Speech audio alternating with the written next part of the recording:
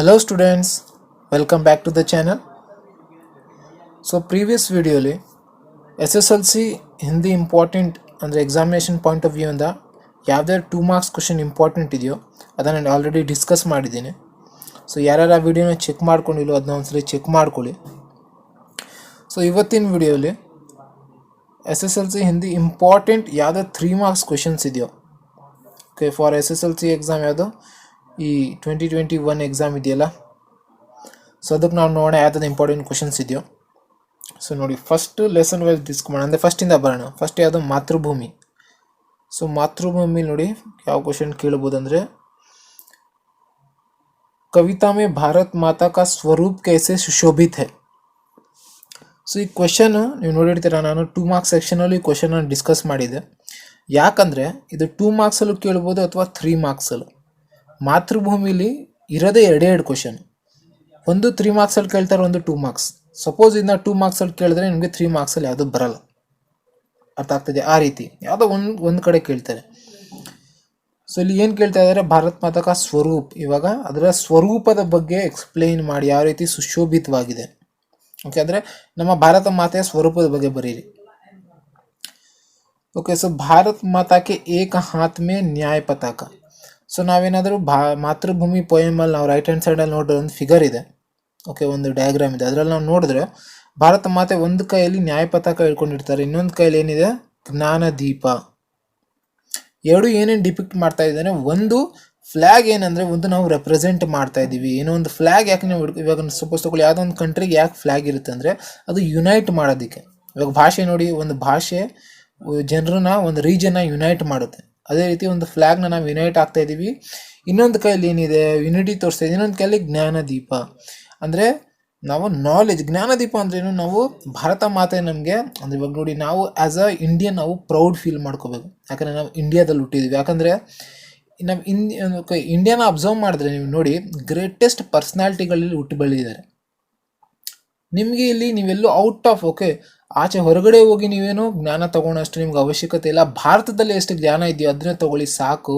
ನಿಮಗೆ ಎಂಟೈರ್ ಇಡೀ ವರ್ಲ್ಡಲ್ಲಿ ಏನೇನು ಅಂದರೆ ಸೋರ್ಸಸ್ ಇದೆಯಲ್ಲ ನಾಲೆಜ್ದು, ಅದೆಲ್ಲ ನಮ್ಮ ಇಂಡಿಯಾದಲ್ಲೇ ಇದೆ. ವಿವೇಕಾನಂದ ಬಗ್ಗೆ ತಿಳ್ಕೊಳ್ಳಿ, ನಿಮಗೆ ವೇದಾಂತ ಬಗ್ಗೆ ತಿಳ್ಕೊತೀರಾ. ಓಕೆ, ಡಿಫ್ರೆಂಟ್ ಕ್ಯಾಟಗರೀಸ್ ಇದೆ. ಸೊ ಇನ್ನೊಂದು ಕೈಲಿ ಏನಿದೆ ಜ್ಞಾನದೀಪ. ನೆಕ್ಸ್ಟ್ ಏನು, ಭಾರತ್ ಮಾ ಕೆ ಅಂದರ್ ಗಾಂಧಿ, ಬುದ್ಧ और ರಾಮ್ ಜೈಸೆ ಲೋಗ್ ಸೋಯೆ ಹುए हैं. ಸೊ ನಾನು ಹೇಳಿದ್ನಲ್ಲ ಗಾಂಧಿ ಅಂತವರು. ಓಕೆ, ಇವಾಗ ಗಾಂಧಿ ಅಂದರೆ ಬರೀ ಗಾಂಧೀಜಿನೇ ಅಲ್ಲ, ಗಾಂಧೀಜಿ ಅಂತಾರೆ. ಇವಾಗ ನೋಡ್ಕೊಳ್ಳಿ, ಗಾಂಧೀಜಿನ ಕೆಲವರೆಲ್ಲ ಮಿಸ್ಅಂಡರ್ಸ್ಟ್ಯಾಂಡ್ ಮಾಡ್ಕೋತಾರೆ. ಗಾಂಧೀಜಿನ ಅರ್ಥ ಮಾಡ್ಕೊಳೋದು ಎಲ್ಲರೂ. ಓಕೆ, ಸೊ ಎಲ್ಲರ ಕಪ್ ಆಫ್ ಟೀ ಅಲ್ಲ ಅದು.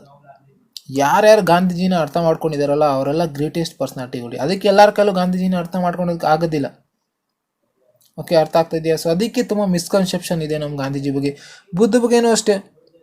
ಕೆಲವರೆಲ್ಲ ಏನು ಹೇಳ್ತಾರೆ, ಬುದ್ಧ ಭಗವಾನ್ ಏನಿದ್ದಾರೋ ಅವರು ಮನೆ ಬಿಟ್ಟು ಆಚೆ ಯಾವುದೋ ಕಾಡು ಕಡೆ ಹೋದರು. ಅದಕ್ಕೆ ಕೆಲವರೆಲ್ಲ ನಾವೆಲ್ಲ ಲೈಫ್ ಪೂರ್ತಿ ದುಡಿತೀವಿ. ಯಾಕೆ? ಈ ನಮ್ಮ ನಾರ್ಮಲ್ ಲೈಫಿಂದ ನಾವು ದೊಡ್ಡ ರಾಜ್ಮಹಲ್ ಕಡೆ ಹೋಗ್ಬೇಕಂತ. ಆದರೆ ಬುದ್ಧ ಭಗವಾನ್ ಏನು ಮಾಡಿದ್ರು, ಬುದ್ಧವರು ಪ್ಯಾಲೇಸ್ ಅಥವಾ ರಾಜ್ಮಹಲ್ನ ತ್ಯಾಗ ಮಾಡಿ ಕಾಡು ಕಡೆ ಬಂದರು. ಓಕೆ, ಸೊ ಇದು ಟ್ರಾನ್ಸ್ಫಾರ್ಮೇಷನ್ ಇದೆಯಲ್ಲ, ಸೊ ಈ ಟ್ರಾನ್ಸ್ಫಾರ್ಮೇಷನ್ ನಮ್ಮ ಒಳಗಡೆನೂ ಆಗುತ್ತೆ. ಎಲ್ಲೋ ಒಂದು ಕಡೆ ನಾವು ಕಾಡು ಕಡೆ ಹೋಗೋದಂದ್ರೆ ಏನಂದರೆ, ಇವಾಗ ಅರ್ಥ ಇವಾಗ ನೋಡಿ, ರಾಮಚರಿತ ಮಾನಸ ಅಥವಾ ರಾಮಾಯಣದಲ್ಲೂ ನೋಡಿ, ರಾಮಾಯಣದಲ್ಲಿ ರಾಮ್ ಭಗವಾನ್ ಅಂದರೆ ರಾಮ್ ಇನ್ನೂ ಭಗವಾನ್ ಆಗಿರಲಿಲ್ಲ. ಯಾವಾಗ ವನವಾಸ ಹೋದ್ರಲ್ಲ, ವನವಾಸ ಮುಗಿಸ್ಕೊಂಡು ಯಾವಾಗ ಸೀತಾಮಾತನ ಗೆದ್ದು ಬರ್ತಾರಲ್ಲ, ಅವಾಗ ಅವ್ರು ಭಗವಾನ್ ಆಗ್ತಾರೆ, ಅವಾಗ ಅವ್ರು ದೇವ್ರಾಗ್ತಾರೆ. ಓಕೆ, ಸೊ ರಾಮ್, ಬುದ್ಧ, ಗಾಂಧೀಜಿ ಎಲ್ಲರೂ ವನವಾಸ ಹೋಗಿದ್ರು. ವನವಾಸ ಅಂದರೆ ಏನರ್ಥ? ವನವಾಸ ಅಂದರೆ ಕಾಡಿಗೆ ಹೋಗಿ ಕುತ್ಕೊಂಡು ಧ್ಯಾನ ಮಾಡೋದಲ್ಲ. ಓಕೆ, ನಮ್ಮನ್ನು ನಾವು ಅವೇರ್ನೇ ಆಗೋದು. ಅಂದರೆ ನಮ್ಮ ಒಳಗಡೆ ಏನು ಸೋರ್ಸ್ ಇದೆ ಅದನ್ನು ಸೈಲೆಂಟಾಗಿ ಒಂದು ಕಾಮಾಗಿ ಆ ಸೈಲೆನ್ಸ್ ಒಳಗಡೆ ಮುಳುಗೋದು. ಅದಕ್ಕೆ ಕೆಲವ್ರು ನೋಡಿರ್ತೀರ, ಇಂಥ ಗ್ರೇಟೆಸ್ಟ್ ಪರ್ಸ್ನಾಲಿಟಿ ಬಗ್ಗೆ ಮಿಸ್ಕನ್ಸೆಪ್ಷನ್ ಇದೆ. ರಾಮ ಬಗ್ಗೆನೂ ಕೆಲವರು ಕೇಳಿದಾಗ ಮಾತಾಡ್ತಾರೆ, ಯಾರು ಅರ್ಥ ಮಾಡ್ಕೊಂಡಿಲ್ಲ ಇನ್ನೋವರೆಗೂ. ಯಾಕಂದರೆ ನಮ್ಮನ್ನು ನಾವು ಅರ್ಥ ಮಾಡ್ಕೊಂಡು ಅವ್ರನ್ನ ಅರ್ಥ ಮಾಡ್ಕೋತೀವಿ. ಸೊ ಏನರ್ಥ ಇದರಿಂದ, ಇಂಥ ಗ್ರೇಟೆಸ್ಟ್ ಪರ್ಸ್ನಾಲಿಟಿಗಳು ನಮ್ಮ ಇಂಡಿಯಾದಲ್ಲಿ ತೀರ್ಕೊಂಡಿಲ್ಲ, ಮಲಗಿದ್ದಾರೆ. ಇವಾಗ ತೀರ್ಕೊಂಡಿದ್ದಾರೆ ಅಂದರೆ ಏನರ್ಥ? ಅವರು ಹೊರಟೋಗ್ಬಿಟ್ಟಿದ್ದಾರೆ. ಮಲಗಿದ್ದಾರೆ ಅಂದರೆ ನಮ್ಮ ಒಳಗಡೆ ಇದ್ದಾರೆ. ಓಕೆ, ಅಂದರೆ ನಾವೇ ರಾಮ, ಬುದ್ಧ. ಸೊ ನಮ್ಮನ್ನು ನಾವು ಅರ್ಥ ಮಾಡ್ಕೊಂಡ್ರೆ ಇವ್ರನ್ನ ಅರ್ಥ ಮಾಡ್ಕೊಂಡಂಗೆ. सकल नगर और गांव में क्या जय हिंद का नाद गूंज उठा है. ಸೊ ಸಕಲ್ ನಗರ ಅವ್ರ ಗಾಂವ್. ಸೊ ಇಲ್ಲಿ ನಗರದಲ್ಲಿ ಅದೇ ಓಕೆ ಏನೇನು ಸಿಟೀಸ್ ಇದೆಯೋ ಅಥವಾ ನಮ್ಮ ಊರುಗಳಲ್ಲಿ ಯುನೈಟ್ ಆಗೋದಕ್ಕೆ ಜೈ ಹಿಂದ್, ಓಕೆ, ಜೈ ಹಿಂದ್ ಅನ್ನೋ ನಾದನ ನಾವು ಜೋರಾಗಿ ಸ್ಲೋಗನ್ನ ಏನು ಮಾಡ್ತಾ ಇದೀವಿ, ಶೌಟ್ ಮಾಡ್ತಾ ಇದೀವಿ, ಯುನೈಟ್ ಆಗ್ತಾ ಇದೀವಿ. ओके, सो भारत माता की सहायता से जग का रूप बदलना चाहिए. सो ಇವ್ರು ಭಾರತ ಮಾತೆಯ ಸಹಾಯತೆಯಿಂದ, ಓಕೆ, ಈ ಭಾರತ ಮಾತೆನ ನಾವು ಮುಗ್ದು ಏನು ಕೇಳ್ಕೊತೀವಿ, ಅವ್ರ ದೃಷ್ಟಿಯಿಂದ ನಾವೇನು ಮಾಡಬೇಕು, ಅವ್ರ ಕೃಪೆಯಿಂದ ನಾವು ನಮ್ಮ ದೇಶದ ರೂಪವನ್ನು ನಾವು ಬದಲಾವಣೆ ಮಾಡಬೇಕು. ಓಕೆ, ಹಂಗಂದ್ರೆ ಈಗಿನ ಟೈಮಲ್ಲಿ ನೋಡಿ ಏನು ಎಜುಕೇಷನ್ ಸಿಸ್ಟಮ್ ಇದೆ, ನೀವೇ ನೋಡಿ. ಕೆಲವು ಮಗುಗೆ ಸ್ವಂತ ಭಾಷೆ ಅಂದರೆ ಮಾತಾಡೋದಕ್ಕೆ ಬರೋಲ್ಲ ಅಥವಾ ಬರೆಯೋದಕ್ಕೆ ಬರೋಲ್ಲ. ಓಕೆ, ಕೆಲವು ಮಕ್ಕಳನ್ನ ನೋಡಿದ್ದೀನಿ, 10th ಬಂದಿರ್ತಾರೆ, ಹಿಂದಿ ಆಗಿರಲಿ ಅಥವಾ ಕನ್ನಡನೇ ಆಗಿರಲಿ, ಕನ್ನಡನೇ ಬರೆಯೋದಕ್ಕೆ ಬರಲ್ಲ. ಓಕೆ, ಸೊ ಈ ಲೆವೆಲಲ್ಲಿ ಮಕ್ಕಳಿದ್ದಾರೆ. ಸೊ ಫಸ್ಟ್ ನಮ್ಮನ್ನ ನಾವು ಟ್ರಾನ್ಸ್ಫಾರ್ಮ್ ಮಾಡ್ಕೋಬೇಕು. ಇದೇ ನಮ್ಮ ಭಾರತ ಮಾತೆಯ ಏನು ಸ್ವರೂಪ. ನೆಕ್ಸ್ಟ್ ಲೆಸನ್ ಯಾವುದು? ನೆಕ್ಸ್ಟ್ ಲೆಸನ್ ಬಂದು ಯಾವುದು? ಪ್ರೇಮ್ಚಂದ್ ಜಿ ಅವ್ರು ಬರೆದಿರೋದು ಯಾವುದು? ಕಾಶ್ಮೀರಿ ಸೇಬ್. ಸೊ ಇದ್ರಲ್ಲಿ ಒಂದು ಕ್ವಶನ್ ಏನು ಇಂಪಾರ್ಟೆಂಟ್ ಅಂದರೆ ಸೇಬ್ ಕಿ ಹಾಲಾತ್ಗೆ ಬಾರೆ ಮೇ ಲಿಖಿ ಅಂತ ಕೇಳ್ತಾರೆ. ಅಂದರೆ ಲೆಸನಲ್ಲಿ ನೋಡಿರ್ತೀರಾ, ಪ್ರೇಮ್ಚಂದ್ ಜಿ ಅವ್ರು ಏನು ಮಾಡ್ತಾರೆ, ಒಂದು ಸೇಬ್ ಅಂಗಡಿಗೆ ಹೋಗಿ 4 ಸೇಬ್ಗಳನ್ನ ತಂದಿರ್ತಾರೆ ತಿನ್ನೋದಕ್ಕೆ. ಸೊ ಅದ್ರದ್ದು ನೀವು ಕಂಡೀಷನ್ ಬಗ್ಗೆ ಬರೀರಿ ಅಂತ ಹೇಳ್ತಾ ಇದ್ದಾರೆ. ಸೊ ಯಾವ ರೀತಿ ಇದು ಕಂಡೀಷನ್? ಸೊ ಫಸ್ಟ್ ಸೇಬ್ ಏನು, ಪಹಲಾ ಸೇಬ್ ಸಡಾ ಅವ್ರ ಚಿಲ್ಕಾ ಗಲಾ ಹುವಾ ಥಾ. ಮೊದಲನೆಯ ಸೇಬ್ ಇರ್ತಲ್ಲ, ಅದನ್ನು ಅವರು ತೆಗೆದು ನೋಡ್ತಾರೆ ತಿನ್ನೋದಕ್ಕೆ. ಅದು ಏನಾಗಿರುತ್ತೆ, ಕೊಳ್ತೋಗಿರುತ್ತೆ. ಸಡ ಅಂದರೆ ಏನು, ಕೊಳ್ತೋಗಿರೋದು. ಯಾವ ರೀತಿ ಕೊಳ್ತೋಗಿರುತ್ತೆ ಅಂದರೆ ಅದ್ರದ್ದು ಸಿಪ್ಪೆ ಇರುತ್ತಲ್ಲ, ಇವಾಗ ಆ್ಯಪಲ್, ಈ ರೀತಿ ಆ್ಯಪಲ್ ಅಂದರೆ ಈ ಕೆಲವು ಭಾಗ ಇದೆ ಸಿಪ್ಪೆ, ಅದು ಕೊಳ್ತೋಗಿರುತ್ತೆ. ಅಂದರೆ ಅದು ಕೊಳ್ತೋಗಿದೆ, ಏನು ಅದು ತಿನ್ನೋ ಲಾಯ್ಕ್ ಇರಲಿಲ್ಲ ಅದು. ದೂಸರಾ ಸೇಬ್ ಆಧಾ ಸಡಾ ಹುವಾ ಥಾ. ಇನ್ನೊಂದು ಸೇಬ್ ಏನು, ಅರ್ಧ ಕೊಳ್ತೋಗಿತ್ತು. ಓಕೆ, ನೆಕ್ಸ್ಟ್ ತೀಸರಾ ಸೇಬ್ ಏಕ್ ತರಫ್ ದಬ್ಕರ್ ಪಿಚಕ್ ಗಯಾ ಥಾ. ಸೊ ಮೂರನೇ ಸೇಬ್ ಇತ್ತಲ್ಲ, ತೀಸರಾ ಸೇಬ್, ಅದು ಒಂದು ಕಡೆ ಅಪ್ಪಚ್ಚಿಯಾಗಿತ್ತಂತೆ. ಓಕೆ, ನೆಕ್ಸ್ಟ್ ಚೌಥಾ ಸೇಬ್ ಮೇ ಏಕ್ ಕಾಲಾ ಸುರಾಖ್ ಥಾ. ಸೊ ಇನ್ನೊಂದು ಸೇಬ್ ಇತ್ತಲ್ಲ, ಅದರಲ್ಲಿ ಒಂದು ಕಪ್ಪು ಹೋಲ್ ಆಗಿತ್ತು. ಸುರಾಖ್ ಅಂದರೆ ಏನಿಲ್ಲ, ಯಾವುದೋ ಒಂದು ವೆಜಿಟೇಬಲ್ ಅಥವಾ ಯಾವುದೋ ಒಂದು ಫ್ರೂಟಲ್ಲಿ ನೀವು ನೋಡಿರ್ತೀರಾ, ಟೊಮೊಟೊಗಳಲ್ಲಿ ತುಂಬ ಇರುತ್ತೆ ನೋಡಿರ್ತೀರಾ, ಒಂದು ಕಪ್ಪು ಹೋಲ್ ಥರ ಇರುತ್ತೆ. ಅದನ್ನು ನೀವು ಡಿಗ್ ಮಾಡಿ ನೋಡಿದ್ರೆ, ಅದನ್ನ ಓಪನ್ ಮಾಡಿ ಅದರಲ್ಲಿ ಹುಳಗಳಿರುತ್ತೆ. ಓಕೆ, ಅಂದರೆ ಕೊಳ್ತೋಗಿರುತ್ತೆ ಅದು, ಆ ಪಾರ್ಟ್. ಅರ್ಥ ಆಗ್ತಾಯಿದೆಯಾ? ಸೊ ಈ ರೀತಿ 4 ಸೇಬು ಏನಾಗಿತ್ತು, ತಿನ್ನೋ ಲಾಯ್ಕ್ ಇರಲಿಲ್ಲ. ಓಕೆ, ಸೊ ಇದು ಕಂಡೀಷನ್ ಆಯಿತು. ನೆಕ್ಸ್ಟ್ ಇದೇ ಲೆಸನಲ್ಲಿ ಇನ್ನೊಂದು ಕ್ವಶನ್ ಯಾವ ರೀತಿ ಬರ್ಬೋದು 3 ಮಾರ್ಕ್ಸಲ್ಲಿ ಅಂದರೆ ನೋಡಿ, ಒಂದು ಇಲ್ಲಿ ಇನ್ಸಿಡೆಂಟ್ ಆಗುತ್ತೆ. ಯಾವುದು? ರೇವಡಿ ವಾಲೆ ಕಿ ಘಟನಾ ಕೆ ಬಾರೆ ಮೇ ಲಿಖಿಯೇ. ಇಲ್ಲಿ ಪ್ರೇಮ್ಚಂದ್ ಜಿ ಇರ್ತಾರಲ್ಲ, ಸೊ ಪ್ರೇಮ್ಚಂದ್ ಜಿ ಅವರು ಲೈಫಲ್ಲಿ ಒಂದು ಇನ್ಸಿಡೆಂಟ್ ನಡೆದಿರುತ್ತೆ. ಏನು ಇನ್ಸಿಡೆಂಟ್ ಅಂದರೆ ಅದು ಒಂದು ಮೊಹರ್ರಮ್ದು ಅದೇ ಇನ್ಸಿಡೆಂಟ್ ಕೇಳಿದ್ದಾರೆ. ರೇವಡಿ ವಾಲೆ ಇದೆಯಲ್ಲ, ಅವನ ಜೊತೆ ಏನು ಇನ್ಸಿಡೆಂಟ್ ಆಗಿದೆ ಎಕ್ಸ್ಪ್ಲೇನ್ ಮಾಡಿ. ಸೊ ಏನು ಇನ್ಸಿಡೆಂಟ್ ಅಂದರೆ, एक बार प्रेमचंद जी मुहर्रम के मेले में 1 पैसे की रेवड़ियाँ ली थी और 8 दे आए थे. ಒಂದ್ಸಲ ಏನಾಯ್ತು ಅಂದರೆ, ಪ್ರೇಮ್ಚಂದ್ ಜಿ ಅಂದರೆ ಯಾರು ಈ ಲೆಸನ್ ಬರೆದಿದ್ದಾರಲ್ಲ, ಅವರು ಮೊಹರಮ್ಮ, ಓಕೆ, ಸೊ ಮೊಹರಮ್ಮಲ್ಲಿ ಅಂದರೆ ಮೊಹರಂ ಫೆಸ್ಟಿವಲಲ್ಲಿ ಒಂದು ಜಾತ್ರೆ ಮಾಡಿರ್ತಾರೆ ಅವ್ರ ಊರಲ್ಲಿ. ಆ ಜಾತ್ರೆಯಲ್ಲಿ ಇವರು ಹೋಗಿರ್ತಾರೆ. ಸೊ ಅಲ್ಲಿ 1 ಪೈಸೆಗೆ ಒಂದು ರೇವಡಿ ಅಂದರೆ ಏನಿಲ್ಲ, ಒಂದು ಸ್ವೀಟ್, ಅದು ಒಂದು ಟೈಪ್ ಆಫ್ ಮಿಲ್ಕಿಂದ ಮಾಡಿರೋ ಸ್ವೀಟ್. ಸೊ 1 ಪೈಸೆಗೆ ಎಷ್ಟು ಬರುತ್ತಲ್ಲ ಅಷ್ಟು ಸ್ವೀಟ್ ತೊಗೊಂಡಿರ್ತಾರೆ ದುಡ್ಡು ಕೊಟ್ಟು. ಆದರೆ ಅಲ್ಲಿ 1 ಪೈಸೆ ಕೊಡೋ ಬದಲು ಅವರು 8 ಕೊಟ್ಬಿಡ್ತಾರೆ ಅಂಗಡಿಯವನಿಗೆ. 8 ಅಂದರೆ ಏನು, 25 ಪೈಸಾ.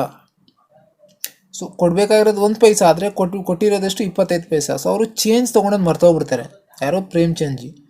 ಆಮೇಲೆ ಮನೆಗೆ ಬರ್ತಾರೆ. ಘರ್ ಆಕರ್ ಜಬ್ ಅಪ್ನಿ ಭೂಲ್ ಮಾಲೂಮ್ ಹುಯಿ ತೋ ದುಕಾನ್ದಾರ್ ಕೆ ಪಾಸ್ ದೌಡ್ತೆ ಹುए ಗए. ಸೊ ಅವ್ರಿಗೆ ಅರ್ಥ ಆಗ್ಬಿಡುತ್ತೆ, ನಾನೆಲ್ಲೋ ಮಿಸ್ಟೇಕ್ ಆಗಿ 25 ಪೈಸಾ ಕೊಟ್ಬಿಟ್ಟಿದೆ ಅಂತ ಅವ್ರಿಗೆ ಅವಾಗ ಜ್ಞಾನ. ಓಕೆ, ಅವಾಗ ಅವ್ರಿಗೆ ಜ್ಞಾನ ಸಿಗುತ್ತೆ, ಅಂದರೆ ಗೊತ್ತಾಗುತ್ತೆ. ಪಟ್ ಅಂತ ಅವ್ರು ಏನು ಮಾಡ್ತಾರೆ, ಅಂಗಡಿ ಕಡೆ ಓಡೋಗ್ತಾರೆ. ಓಕೆ, ಕೇಳೋದಕ್ಕೆ, ನನ್ನ ದುಡ್ಡು ಈ ರೀತಿ ಕೊಟ್ಟಿದ್ದೀನಿ ಅಂತ ಕೇಳೋದಕ್ಕೆ ಹೋಗ್ತಾರೆ. ಓಕೆ, ಸೊ ಅಲ್ಲಿ ಆಶಾ ನಹಿ ಥಿ ಕಿ ವ 8 ಲೌಟಾಯಂಗೆ ಅಥವಾ ಲೌಟಾಯೇಗಾ. ಆಶಾ ನಹಿ ಥಿ ಅಂದರೆ ಅವ್ರಿಗೆ ಹೋಪ್ಸ್ ಇರಲಿಲ್ಲ.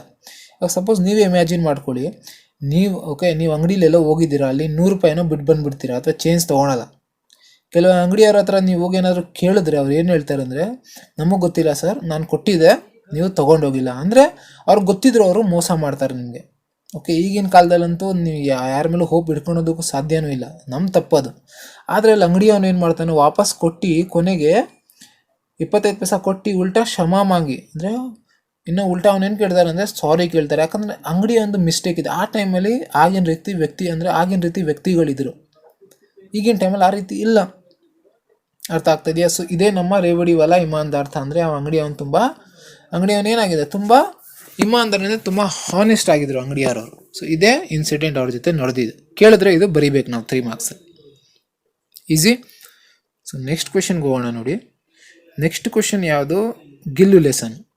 ಸೊ ಗಿಲ್ಲು ಲೆಸನ್ ಅಲ್ಲಿ ನೋಡಿ, ಗಿಲ್ಲು ಲೆಸನ್ ಅಲ್ಲಿ 3 ಮಾರ್ಕ್ಸ್ ಅಲ್ಲಿ ತುಂಬಾ ಕೇಳೋ ಚಾನ್ಸಸ್ ಇದೆ. ಓಕೆ, ಸೊ ಇಲ್ಲಿ ಯಾವ್ಯಾವ ಕ್ವೆಶನ್ ಅಂದ್ರೆ ಇಲ್ಲಿ ಗಿಲ್ಲು ನೇ ಲೇಖಿಕಾ ಕೆ ಗೈರ್ ಹಾಜರಿ ಮೇ ದಿನ್ ಕೈಸೆ ಬಿತಾಯೆ. ಸೊ ನೋಡಿ, ಈ ಕ್ವೆಶನ್ ಏನು ಕೇಳ್ತಾ ಇದ್ದಾರೆ ಅಂದ್ರೆ ಇಲ್ಲಿ ಗಿಲ್ಲುನೇ ಲೇಖಿಕಾಕ್ಕೆ ಗೈರ್ ಹಾಜರಿ. ಇಲ್ಲಿ ಲೇಖಿಕಾ ಯಾರು? ಲೇಖಿಕಾ ನಮ್ಮ ರೈಟರ್ ಯಾರು? ಇಲ್ಲಿ ವರ್ಮಾಜಿ. ವರ್ಮಾಜಿ ಅವರ ಗೈರ್ ಹಾಜರಿ ಅಂದ್ರೆ ವರ್ಮಾಜಿ ಅವ್ರ ಮನೇಲಿ ಅಂದ್ರೆ ಯಾವ ಟೈಮಲ್ಲಿ ಇರ್ಲಿಲ್ವಲ್ಲ. ಯಾವ ಟೈಮಲ್ಲಿ ಇರಲಿಲ್ಲ? ವರ್ಮಾಜಿ ಅವ್ರಿಗೆ ಒಂದ್ಸಲಿ ಆಕ್ಸಿಡೆಂಟ್ ಆಗ್ಬಿಡುತ್ತೆ, ಗೊತ್ತಿದೆಯಾ ಲೆಸನ್ನಲ್ಲಿ. ಅವ್ರಿಗೆ ಒಂದ್ಸಲಿ ದುರ್ಘಟನೆ ಆಗ್ಬಿಡುತ್ತೆ, ಮೋಟಾರ್ ದುರ್ಘಟನೆ. ಅವ್ರಿಗೆ ಆಕ್ಸಿಡೆಂಟ್ ಆಗಿ ಅವ್ರ ಪಾಪ ಹಾಸ್ಪಿಟಲ್ ಅಡ್ಮಿಟ್ ಆಗಿರ್ತಾರೆ. ಸೊ ಆ ಟೈಮಲ್ಲಿ ಗಿಲ್ಲು ಆಬ್ವಿಯಸ್ಲಿ ಮನೇಲಿದೆ. ಸೊ ಗಿಲ್ಲು ಆಗಿನ ಟೈಮಲ್ಲಿ ಅದು ಒಂಟಿಯಾಗಿ ಹೇಗಿರ್ತಾ ಇತ್ತು ಮನೇಲಿ ಅಂತ ಕ್ವಶನ್ ಕೇಳಿದ್ದಾರೆ. ಸೊ ಜಬ್ ಲೇಖಿಕಾ का दरवाजा खोला जाता, गिल्लू अपने झूले से उतरता और किसी दूसरे को देख फिर से बैठ जाता. ಅಂದರೆ ಯಾವಾಗ ಲೇಖಿಕಾ ಅವರು, ಓಕೆ, ಸೊ ಲೇಖಿಕಾ ಅವ್ರದ್ದು ಯಾವಾಗ ಡೋರ್ ಯಾರೋ ಒಬ್ಬರು, ಸಪೋಸ್ ತಗೊಳ್ಳಿ ಲೇಖಿಕಾ ಇಲ್ಲ, ಅಲ್ಲಿ ವರ್ಮಾಜಿ ಮನೇಲಿ ಇಲ್ಲ ಅಂದರೆ ಬೇರೆ ವ್ಯಕ್ತಿಗಳು ಬರ್ತಾ ಇದ್ರಲ್ಲ, ಕೆಲಸ ಮಾಡೋರು ಇರ್ತಾ ಇದ್ರು, ಓಕೆ, ಇನ್ನು ಬೇರೆ ವ್ಯಕ್ತಿಗಳಲ್ಲಿ ಇರ್ತಾ ಇದ್ರು. ಅವ್ರೇನಾದ್ರು ಡೋರ್ ಓಪನ್ ಮಾಡಿ ಒಳಗಡೆ ಬಂದಾಗ ಗಿಲ್ಲುಗೆ ಏನು ಅನಿಸ್ತಾ ಇತ್ತು?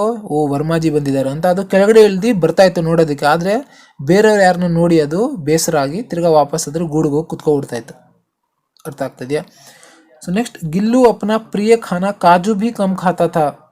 ಇಲ್ಲಿ ವರ್ಮಾಜಿಗೆ ಆಕ್ಸಿಡೆಂಟ್ ಆದಾಗ ವರ್ಮಾಜಿ ಏನು ಮಾಡಿರ್ತಾರೆ ಅಂದರೆ ಹೋಗೋಕ್ಕಿಂತ ಮುಂಚೆ, ಹಾಸ್ಪಿಟಲ್ ಹೋಗೋಕ್ಕಿಂತ ಮುಂಚೆ ಈ ಕಾಜು ಕೊಟ್ಟೋಗಿರ್ತಾರೆ. ಕಾಜು ಏನು? ಓಕೆ, ಇದು ನಮ್ಮ ಗಿಲ್ಲುಗೆ ಫೇವ್ರೆಟ್ ಫುಡ್. ಇದು ಗಿಲ್ಲುಗೆ ತುಂಬಾ ಇಷ್ಟ ಆಗಿರೋ ಫುಡ್ ಇದು ಕಾಜು. ಅದನ್ನು ಕೊಟ್ಟೋಗಿರ್ತಾರೆ ಪಾಪ, ಯಾಕಂದರೆ ಅವರು ಬರೋದಿಲ್ಲ ವಾಪಸ್, ತುಂಬ ಒಂದು ಐದಾರು ದಿವಸ ಆಗುತ್ತೆ ಬರೋದಕ್ಕೆ, ಹಾಸ್ಪಿಟ್ಲಿಂದ ಡಿಸ್ಚಾರ್ಜ್ ಆಗೋದಕ್ಕೆ. ಸೊ ತಿನ್ನಲಿ ಅಂತ ಕೊಟ್ಟಿರ್ತಾರೆ, ಅದ್ರ ಗೂಡಲ್ಲಿ ಹಾಕೋಗಿರ್ತಾರೆ. ಆದರೆ ಬಂದು ನೋಡಿದಾಗ ಗೊತ್ತಾಗುತ್ತೆ ಅದೇನು ತಿಂದೇ ಇರಲ್ಲ ಕರೆಕ್ಟಾಗಿ. ಸೊ ಅಂದರೆ ಏನರ್ಥ? ಆದರೂ ಕಾಜುನು ತಿಂತಲ್ಲ ಅಂದರೆ ತುಂಬಾ ಬೇಜಾರಾಗಿದೆ ಅದಕ್ಕೆ. ಗಿಲ್ಲು ಲೇಖಿಕಾಕ್ಕೆ ಗೈರ್ ಹಾಜರಿ ಮೇ ಬಹುತ್ ದುಃಖಿ ಥಾ. ಸೊ ಅವರ ಗೈರ್ ಹಾಜರಿಯಲ್ಲಿ ತುಂಬ ಅದು ಏನು ದುಃಖಿಯಾಗಿತ್ತು. ಅವ್ರು ಐಸೆ ದಿನ ಬಿತಾತಾ ಸ. ಸೊ ಈ ರೀತಿ ಅದ್ರ ಡೈಲಿ ಆ್ಯಕ್ಟಿವಿಟೀಸ್ ಈ ರೀತಿ ಮಾಡ್ತಾಯಿತ್ತು. ಅರ್ಥ ಆಗ್ತಾ ಇದೆಯಾ? ನೆಕ್ಸ್ಟ್ ಕ್ವೆಶನ್ಗೆ ಹೋಗೋಣ.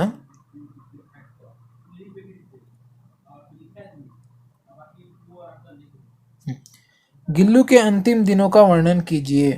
ಕ್ವೆಶನ್ ಏನು ಕೇಳ್ತಾ ಇದ್ದಾರೆ? ಗಿಲ್ಲುವ ಕೊನೆಯ ದಿನಗಳು, ಓಕೆ, ಸೊ ಅಂತಿಮ ದಿನದ ಬಗ್ಗೆ ವರ್ಣನೆ ಮಾಡಿ. ಯಾವ ರೀತಿ ಅದು ಲಾಸ್ಟ್ ಡೇ ಯಾವ ರೀತಿ ಅದು ಆ್ಯಕ್ಟಿವಿಟೀಸ್ ಮಾಡ್ತಾ, ಅಥವಾ ಯಾವ ರೀತಿ ಅದ್ರ ಕಂಡೀಷನ್ ಇತ್ತು, ಎಕ್ಸ್ಪೀರಿಯನ್ಸ್ ಯಾವ ರೀತಿ ಮಾಡಿಕೊಟ್ಟು ಅದನ್ನ ನೀವು ಲೆಸನಲ್ಲಿ ಹೆಂಗೆ ಕೊಟ್ಟಿದ್ದಾರೆ ಅದನ್ನ ಎಕ್ಸ್ಪ್ಲೇನ್ ಮಾಡಿ ಅಂತ ಹೇಳ್ತಾ ಇದ್ದಾರೆ. ಸೊ ಗಿಲ್ಲು ಕೆ ಅಂತಿಮ್ ದಿನ್ ಜಬ್ ಆಯಾ ತಬ್ ಸೆ ದಿನ ಭರ್ ಉಸ್ನೆ ನಾ ಕುಚ್ ಖಾಯಾ ನಾ ಬಾಹರ್ ಗಯಾ. ಯಾವತ್ತಾದ್ರೂ ಲಾಸ್ಟ್ ಡೇ ಇತ್ತಲ್ಲ, ತೀರ್ಕೊಳ್ಳೋ ಡೇ, ಅವತ್ತು ಪಾಪ ಅದು ಬೆಳಗ್ಗೆ ಏನು ತಿನ್ನಲೂ ಇಲ್ಲ, ಎಲ್ಲೂ ಆಚೆನೂ ಹೋಗಲಿಲ್ಲ. ನಿಮ್ಗಿದು ಗೊತ್ತಿರುತ್ತೆ ನೋಡಿ, ಆ್ಯನಿಮಲ್ಸ್ಗೆಲ್ಲ ಇದೆಲ್ಲ ಬೇಗನೆ ಎಕ್ಸ್ಪೀರಿಯನ್ಸ್ ಆಗಿಬಿಡುತ್ತೆ. ಅದ್ರ ಲಾಸ್ಟ್ ಡೇ ಆಗಿರಲಿ ಅಥವಾ ಏನಾದರೂ ನ್ಯಾಚುರಲ್ ಕೆಲಾಮಿಟೀಸ್ ಬಗ್ಗೆ ಆಗಿರಲಿ, ಭೂಕಂಪ ಬರೋದು, ಇದೆಲ್ಲ ಆ್ಯನಿಮಲ್ಸ್ಗೆ ಬೇಗ ಗೊತ್ತಾಗುತ್ತೆ. ಯಾಕಂದರೆ ಆ್ಯನಿಮಲ್ಸ್ ಅಂದ್ರೆ ನಮ್ಮ ಹತ್ರ ಇದೆ ಅದು ಸೆನ್ಸ್ ಅದು, ಓಕೆ. ನಾವು ಅದೇನು ಅಂತೀವಲ್ಲ ಸಿಕ್ಸ್ತ್ ಸೆನ್ಸ್ ಅಥವಾ ಏನಾದರೂ ಆ ಗಾಡ್ ಜೊತೆ ಕನೆಕ್ಟ್ ಆಗೋ ಸೆನ್ಸ್ ಇರುತ್ತಲ್ಲ, ಆ್ಯನಿಮಲ್ಸ್ಗೆ ಆ ಸೆನ್ಸು ತುಂಬಾ ಇದೆ, ಕ್ವಿಕ್ಕಾಗಿ ಅದು ಅಂಡರ್ಸ್ಟ್ಯಾಂಡ್ ಮಾಡ್ಕೊಬಿಡಿದೆ, ಓಕೆ. ಅದಕ್ಕೆ ಅದು ಯಾವತ್ತು ಆಚೆ ಹೋಗಲಿಲ್ಲ. ಅಂದರೆ ಆ ದಿವಸ ಪಂಜೆ ಥಂಡೆ ಹೋಗೈತೆ. ಸೊ ಅದ್ರ ಕೈಗಳೆಲ್ಲ, ಓಕೆ, ಆಬ್ವಿಯಸ್ಲಿ ಬಾಡಿನೇ ಕೋಲ್ಡ್ ಆಗಿಬಿಡುತ್ತೆ. ಯಾವ್ದಾದ್ರು ನೋಡಿರ್ತೀರ, ಯಾರಾದರೂ ತೀರ್ಕೊಂಡ ಮೇಲೆ ಅದ್ರ ಬಾಡಿ ಮುಟ್ಟು ನೋಡಿ, ಅವ್ರದ್ದು ಬಾಡಿನ ನೀವು ನೋಡಿರ್ತೀರ, ಕೋಲ್ಡ್ ಆಗಿಬಿಡುತ್ತೆ, ಓಕೆ, ಏನು ಮೂಮೆಂಟ್ ಇರೋಲ್ಲ ಅದಕ್ಕೆ. ಸೊ ಇದ್ರದ್ದು ಅಷ್ಟೇ, ಬಾಡಿ ಎಲ್ಲ ಇವಾಗ ಕೋಲ್ಡ್ ಆಗೋ ಸ್ಟಾರ್ಟ್ ಆಗಿಬಿಟ್ಟಿದೆ. ಲೇಖಿಕಾನೇ ಉಸೆ ಹೀಟೆಡ್ ಜಲಾಯ ಅವ್ರ ಉಷ್ಣತಾ ದೇನೆ ಕಾ ಪ್ರಯತ್ನ ಕಿಯ. ಆದರೆ ಲೇಖಿಕಾಗೆ ತುಂಬ ದಯೆ, ಕರೆಕ್ಟಾಗಿ ಗಿಲ್ಲು ಕಂಡ್ರೆ ತುಂಬ ಇಷ್ಟ ಇರುತ್ತೆ, ಓಕೆ. ಸೊ ಅದಕ್ಕೆ ಏನು ಮಾಡ್ತಾರೆ ಅಂದರೆ ಅವರು, ಆ ಲೇಖಿಕ ಅವರು ವರ್ಮಾಜಿ ಹೀಟರ್ನ ಆನ್ ಮಾಡ್ತಾರೆ. ಯಾಕಂದರೆ ಸ್ವಲ್ಪ ಹೀಟ್ ಸಿಗಲಿ ಅಂತ. ನೀವು ನೋಡಿರ್ತೀರಾ ಕೆಲವು ಸಲ ಮೂವೀಸಲ್ಲೆಲ್ಲ ತೋರಿಸ್ತಾರೆ, ಯಾರಾದ್ರು ತೀರ್ಕೊಂಡೋವಾಗ ಅಥವಾ ಸಾಯೋವಾಗ ಹಾಸ್ಪಿಟಲ್ ನೋಡಿರ್ತೀರ, 2 ಐರನ್ ಥರ, ಓಕೆ, ಹಿಡ್ಕೊಂಡು ಅವರು ಎದೆಲಿಂಗೆ ಹೀಟ್ ಟ್ರಾನ್ಸ್ಫರ್ ಮಾಡ್ತಾ ಇರ್ತಾರೆ, ಓಕೆ, ಶಾಕ್ ಥರ ಕೊಡ್ತಾ ಇರ್ತಾರೆ. ಅಥವಾ ನೋಡಿರ್ತಾರೆ ಕೈ ಆಗಿರಲಿ ಅಥವಾ ಕಾಲಾಗಿರಲಿ ಅದನ್ನೆಲ್ಲ ರಬ್ ಮಾಡ್ತಾ ಇರ್ತಾರೆ, ಯಾಕಂದರೆ ಹೀಟ್ ಟ್ರಾನ್ಸ್ಫರ್ ಆಗಲಿ ಅಂತ, ಓಕೆ. ಸೊ ಈ ರೀತಿ ಮಾಡ್ತಾ ಇರೋವಾಗ ಪ್ರಭಾತ್ ಕಿ ಪಹಲಿ ಕಿರಣ್ ಕೆ ಸಾಥ್ ಹಿ ವಹ ಚಿರ್ ನಿದ್ರಾ ಮೇ ಸೋ ಗಯಾ. ಆದರೆ ಕೆಲವೇ ಸೆಕೆಂಡ್ಸಲ್ಲಿ ಏನಾಗುತ್ತೆ, ಪ್ರಭಾತ್ ಕಿ ಪಹಲಿ ಕಿರಣ್ ಏನಾಗುತ್ತೆ, ಅಲ್ಲಿ ಸಾಯಂಕಾಲ ಆಗಿಬಿಡುತ್ತೆ. ಅಂದರೆ ಈವ್ನಿಂಗ್ ಆಗಿದ ತಕ್ಷಣ ಗಿಲ್ಲು ಚಿರ್ ನಿದ್ರಾ ಅಂದರೆ ಗಿಲ್ಲು ಸದೈವಾಗಿ ತೀರ್ಕೊಂಡ್ಬಿಡುತ್ತೆ, ಓಕೆ. ಅರ್ಥ ಆಗ್ತಾ ಇದೆಯಾ? ಸೊ ನೆಕ್ಸ್ಟ್ ಕ್ವೆಶನ್, ಗಿಲ್ಲು ಕೆ ಕಾರ್ಯಕಲಾಪ್ ಕೆ ಬಾರೆ ಮೇ ಲಿಖಿಯೇ. ಕ್ವೆಶನ್ ಏನು, ಗಿಲ್ಲುಗೆ ಕಾರ್ಯಕಲಾಪ ಅಂದರೆ ಗಿಲ್ಲುವ ಡೈಲಿ ಆ್ಯಕ್ಟಿವಿಟೀಸ್ ಯಾವ ರೀತಿ ಇತ್ತು ಲೆಸನಲ್ಲಿ ಕೇಳಿದೆ. ಅಂದರೆ ಲೆಸನಲ್ಲಿ ಏನೇನು ಆ್ಯಕ್ಟಿವಿಟೀಸ್ ನೀವು ಅಬ್ಸರ್ವ್ ಮಾಡ್ತೀರಿ ಅದನ್ನೆಲ್ಲ ಬರಿಬೋದು ಇಲ್ಲಿ. 3 ಮಾರ್ಕ್ಸ್ಗೆ ನಾನು ಇಲ್ಲಿ ತುಂಬ ಪಾಯಿಂಟ್ಸ್ಗಳು ಕೊಟ್ಟಿರ್ತೀನಿ. ಅರ್ಥ ಏನು, ನಿಮ್ಗೆ ಎಲ್ಲ ಪಾಯಿಂಟ್ಸ್ ಗೊತ್ತಾಗಲ್ಲ ಆದರೆ ನೀವು ಬರೆಯೋದು ಎಕ್ಸಾಮಲ್ಲಿ 3 ಪಾಯಿಂಟ್ಸ್ ಬರೀರಿ. लेखिका को आकर्षित करने के लिए गिल्लू उनके पैर तक आकर सर से पर्दे पर चढ़ जाता था. ಲೇಖಿಕಾ ಅಂದರೆ ಲೇಖಿಕಾನ ವರ್ಮಾಜಿನ ಅಟ್ರ್ಯಾಕ್ಟ್ ಮಾಡೋದಕ್ಕೆ ನೋಡಿರ್ತೀರಾ ಕೆಲವು ಆ್ಯನಿಮಲ್ಸ್, ಎಸ್ಪೆಷಲಿ ನೀವು ನೋಡಿರ್ತೀರ ನಿಮ್ಮ ನಾಯಿ ಏನಾದರೂ ನೀವು ಸಾಕಿದರೆ ನಾಯಿನ ನೋಡಿ ನೀವು ಪಕ್ಕದಲ್ಲಿ ಕುತ್ಕೊಂಡು ನೀವು ಯಾವತ್ತಾದ್ರೂ ಬೇಜಾರಾಗಿದ್ರೆ ನಿಮ್ಮ ಪಕ್ಕ ಬಂದು ಕುತ್ಕೊಳ್ಳುತ್ತೆ ಅಥವಾ ನಿಮ್ಮ ಜೊತೆ ಆಟ ಆಡುತ್ತೆ. ಓಕೆ, ಸೊ ಅದನ್ನು ತಲೆನ ನೀವು ಈ ರೀತಿ ಸವರ್ತಾ ಇದ್ರೆ ಅದನ್ನ ಏನಾದ್ರು ಸ್ವಲ್ಪ ಹೊತ್ತಾದ್ಮೇಲೆ ನೀವು ಅದ್ರ ತಲೆನ ಸೌರೋದನ್ನ ಬಿಟ್ಬಿಟ್ರೆ ಅದು ತಿರ್ಗಾ ನಿಮ್ಮ ಹತ್ರ ಬರುತ್ತೆ ತಲೆ ತಗೊಂಡು ಸೌರೋದಕ್ಕೆ ಈ ರೀತಿ ಮಾಡು ಅಂತ. ಸೊ ಅರ್ಥ ಆಗ್ತದೆ. ಈ ರೀತಿ ಗಿಲ್ಲುನು ಅಷ್ಟೇ ಅವ್ರ ಜೊತೆ ಆಟ ಆಡ್ತಾ ಇತ್ತು. ಓಕೆ, ಅವ್ರನ್ನ ಅಟ್ರ್ಯಾಕ್ಟ್ ಮಾಡೋದಕ್ಕೆ, ಅವರ ಅಟೆನ್ಷನ್ ಅಟ್ರ್ಯಾಕ್ಟ್ ಮಾಡೋದಕ್ಕೆ ಅವ್ರು ಯಾವಾಗ ಕುತ್ಕೊಂಡು ಬರಿತಾ ಇದ್ರಲ್ಲ ಟೇಬಲ್ ಮೇಲೆ, ಪಟ್ಟಂತ ಅವ್ರ ಕಾಲ ಹತ್ರ ಬರೋದು ತಿರ್ಗಾ ಓಡೋಗ್ಬಿಡೋದು, ಈ ರೀತಿ ಮಾಡ್ತಾ ಇತ್ತು. लेखिका के थाली के पास बैठकर गिल्लू एक एक चावल उठाकर बड़ी सफाई से खाता था. ಸೊ ಯಾವಾಗ ಅಂದರೆ ಇವರು ಲೇಖಿಕ ಅವ್ರು ಯಾವಾಗ ಕುತ್ಕೋತಾ ಇದ್ರಲ್ಲ ಊಟ ಮಾಡೋದಕ್ಕೆ, ಯಾವಾಗ ಗಿಲ್ಲುನು ಬರೋದು, ಗಿಲ್ಲು ಬಂದು ಅವ್ರ ತಟ್ಟೆ ಹತ್ರ ಕುತ್ಕೊಂಡು ನೀಟಾಗಿ ಒಂದೊಂದು ಕಾಳುಗಳನ್ನ ಅಥವಾ ರೈಸ್ನ ತೊಗೊಂಡು ಚೆನ್ನಾಗಿ ತಿನ್ನೋದು ಅದನ್ನು. ಓಕೆ, ಸೊ ಈ ರೀತಿ ಅದನ್ನು ಮಾಡ್ತಾಯಿತ್ತು. ನೆಕ್ಸ್ಟ್ ದಿನ ಭರ್ ಗಿಲ್ಲರಿಯೋಕೆ ಸಾಥ್ ಖೇಲ್ತಾ ಥಾ. ಪ್ಲಸ್ ನೆಕ್ಸ್ಟ್ ಏನು, ಅದ್ರ ಕೆಲವು ಇನ್ನೂ ಫ್ರೆಂಡ್ಸ್ಗಳಿದ್ರಲ್ಲಪ್ಪ, ನೀವು ಎಲ್ಲಿವರೆಗೂ ಮನೇಲಿ ಇರ್ತೀರ. ಓಕೆ, ಸೊ ನಿಮ್ಗೆ ಯಾರನ್ನ ಫ್ರೆಂಡ್ಸ್ ಸರ್ಕಲ್ ಬೇಕೇ ಬೇಕು. ಸೊ ಅದಕ್ಕೊಂದು ಫ್ರೆಂಡ್ ಸರ್ಕಲ್ ಇದೆ, ಬೇರೆ ಅಳಿಳುಗಳು. ಸೊ ಅದ್ರ ಜೊತೆ ಅದು ಸ್ಕ್ವಿರಲ್ಸ್, ಬೇರೆ ಸ್ಕ್ವಿರಲ್ಸ್ ಜೊತೆ ಅದು ಆಟ ಆಡ್ತಾ ಇದೆ. ನೆಕ್ಸ್ಟ್ ಗಿಲ್ಲು ಕಭಿ ಕಭಿ फूलदान के फूलों में कभी पर्दे के चुन्नट में और कभी सोनजुई की पत्तियों में छिप जाता था. ನೆಕ್ಸ್ಟು ಕೆಲವು ಸಲ ಅದೇನು ಮಾಡ್ತಾ ಇತ್ತು, ಓಕೆ, ಹೈಡ್ ಆ್ಯಂಡ್ ಸೀಕ್ ಅಂದರೆ ಇದು ಅಂದರೆ ಬಚ್ಚಿಕೊಳ, ಅದೇನೋ ನೀವು ಆಟ ಆಡ್ತಿರವಲ್ಲಪ್ಪ ನಾವು ಚಿಕ್ಕ ವಯಸ್ಸಲ್ಲಿ, ಅದೇನೋ ಬಚ್ಚಿಕೊಳೋದೊಂದು ಅದೇನಂತಾರದು, ನಂಗೆ ಅದು ಕರೆಕ್ಟಾಗಿ ವರ್ಡ್ ಗೊತ್ತಾಗ್ತಾ ಇಲ್ಲ. ಓಕೆ, ಕಣ್ಣೆ ಮುಚ್ಚಾಲೆ, ಕರೆಕ್ಟ್, ಕಣ್ಣೆ ಮುಚ್ಚಾಲೆ ಥರ ಇದನ್ನು ಆಟ ಆಡ್ತಾ ಇತ್ತು. ಎಲ್ಲಿ ಕೆಲವು ಸಲ ಫೂಲ್ದಾನ್ಕೆ ಫ್ಲವರ್ ವಾಸಲ್ಲಿ ಹೋಗಿ ಬಚ್ಚಿಕೊಂಡ್ಬಿಡೋದು. ನೆಕ್ಸ್ಟ್ ಸ್ಕ್ರೀನ್ ಪರ್ದೆ ಇರುತ್ತಲ್ಲ ಸ್ಕ್ರೀನ್, ಅದರ ಚುನ್ನಟಲ್ಲಿ ಎಲ್ಲ ಒಂದು ಕಡೆ ಹೋಗಿ ಅದ್ರ ಬ್ಯಾಕ್ ಸೈಡಲ್ಲೆಲ್ಲೋ ಬಚ್ಚಿಕೊಂಡ್ಬಿಡೋದು. ನೆಕ್ಸ್ಟ್ ಸೋನ್ಜುಯಿ ಅಂದರೆ ಏನು, ಅದೊಂಥರ ಬಳ್ಳಿ ಥರ. ಸೊ ಬಳ್ಳಿಲಿ ಹೋಗಿ ಅದರ ಎಲೆಗಳ ನಡುವೆ ಎಲ್ಲ ಒಂದು ಕಡೆ ಬಚ್ಚಿಕೊಂಡ್ಬಿಡೋದು. ಸೊ ಈ ರೀತಿ ಅದು ಆಟ ಆಡ್ತಾ ಇತ್ತು.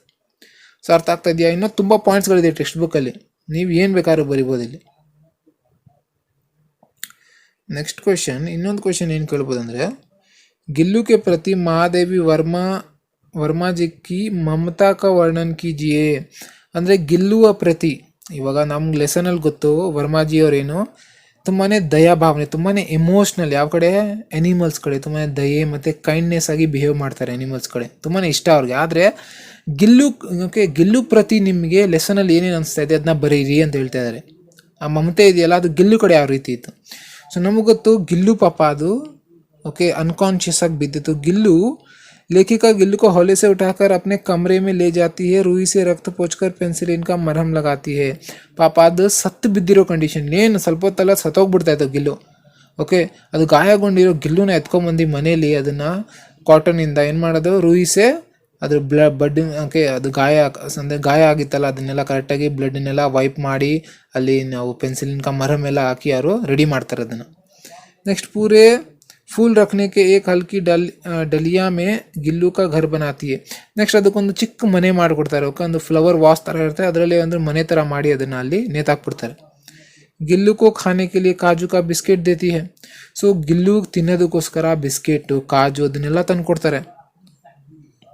ನೆಕ್ಸ್ಟು अगर लास्ट डे गिल्लू की अंत आने पर उसके पंजे ठंड होने लगते हैं. लेखिका हीटर जलाकर उसे उष्णता देने का प्रयास करती है. ಸೊ ಅದ್ರ ಲಾಸ್ಟ್ ಡೇಸಲ್ಲೂ ಕೂಡ ಪಾಪ ಅದನ್ನು ಅವ್ರು ಕಾಪಾಡೋದಕ್ಕೆ ಏನು ಮಾಡ್ತಾರೆ, ಅದ್ರ ಕೈಯೆಲ್ಲ ಕೋಲ್ಡ್ ಆದಾಗ ಅದನ್ನು ಹೀಟ್ ಪಾಸ್ ಮಾಡೋದಕ್ಕೋಸ್ಕರ ಹೀಟರ್ನ ಆನ್ ಮಾಡ್ತಾರೆ ಯಾರು, ಲೇಖಿಕ ಅವರು. ಸೊ ಇದರಿಂದ ನಮ್ಗೆ ಏನು ಗೊತ್ತಾಗುತ್ತೆ, ಸೊ ಅದು ಅವ್ರು ತುಂಬಾ ಅದು ಗಿಲ್ಲುಗೆ ಪ್ರತಿ ತುಂಬ ಅಂದರೆ ಮಮತಾ ಭಾವ ಇದೆ. ಗಿಲ್ಲು ಕಿ ಸಮಾಧಿ ಸೋಂಜುಯಿ ಕಿ ಲತಾ ಕೆ ನೀಚೆ ಬನಾತಿ. ಸೊ ಅದು ತೀರ್ಕೊಂಡು ಮೇಲೂ ಓಕೆ, ನಾರ್ಮಲಿ ಏನಾಗುತ್ತೆ ಅಂದರೆ ಇವಾಗ ನೀವು ಸಪೋಸ್ ತಗೊಳ್ಳಿ ಯಾವುದೊಂದು ನಿಮ್ಮ ಸಾಕಿರೋ ಪ್ರಾಣಿ ಅದನ್ನು ತೀರ್ಕೊಂಡ್ರೆ ತುಂಬಾ ಬೇಜಾರಾಗುತ್ತೆ. ಓಕೆ, ಸೊ ಅದನ್ನು ರೆಸ್ಪೆಕ್ಟ್ ಕೊಟ್ಟು ಅದನ್ನು ಮಣ್ಣು ಮಾಡೋದಿದೆಯಲ್ಲ ಅದು ನಮ್ಮ ಕರ್ತವ್ಯ ಅದು. ಓಕೆ, ಸೊ ಅವ್ರು ಏನು ಮಾಡ್ತಾರೆ ಅಂದರೆ ಸೋಂಜು ಇರುತ್ತಲ್ಲ ಬಳ್ಳಿ, ಅದಕ್ಕೆ ಇಷ್ಟವಾಗಿರೋ ಬಳ್ಳಿ, ಸೊ ಅದ್ರ ಕೆಳಗಡೆ ಅವರು ಸಮಾಧಿನ ಮಾಡ್ತಾರೆ. ಸೊ ನನ್ನ ಜೊತೆನೂ ಇದೇ ರೀತಿ ಒಂದು ಇನ್ಸಿಡೆಂಟ್ ಆಗಿತ್ತು ನನಗೆ. ಅಂದರೆ ನಮ್ಮ ನಾಯಿ ಅದು ತೀರ್ಕೊಂಡ್ಬಿಟ್ಟಿತ್ತು. ನಮ್ಮ ಮನೆ ಮುಂದೆ ಎದುರುಗಡೆನೆ ರೈಲ್ವೆ ಟ್ರ್ಯಾಕ್ ಇದೆ. ಸೊ ರೈಲ್ವೆ ಟ್ರ್ಯಾಕ್ ಹತ್ರ ಎಕ್ಸಾಕ್ಟಾಗಿ ಏನಾಯಿತು ನನಗೂ ಗೊತ್ತಿಲ್ಲ. ಓಕೆ, ಸೊ ಅದಕ್ಕೆ ಏನೋ ಹೀಟ್ ಸ್ಟ್ರೋಕ್ ಏನೋ ಆಗಿತ್ತು ಅನಿಸುತ್ತೆ. ಸೊ ಅದಾದಮೇಲೆ ನಾವು ಹಾಸ್ಪಿಟ್ಲಿಗೆ ತೊಗೊಂಡು ಹೋಗ್ತಾ ಇದ್ವಿ. ಸೊ ಆ ಟೈಮಲ್ಲಿ ಇನ್ನೇನು ಹಾಸ್ಪಿಟಲ್ ರೀಚ್ ಆಗಬೇಕು ಅಷ್ಟೊತ್ತಲ್ಲಿ ತೀರ್ಕೊಂಡ್ಬಿಡ್ತು.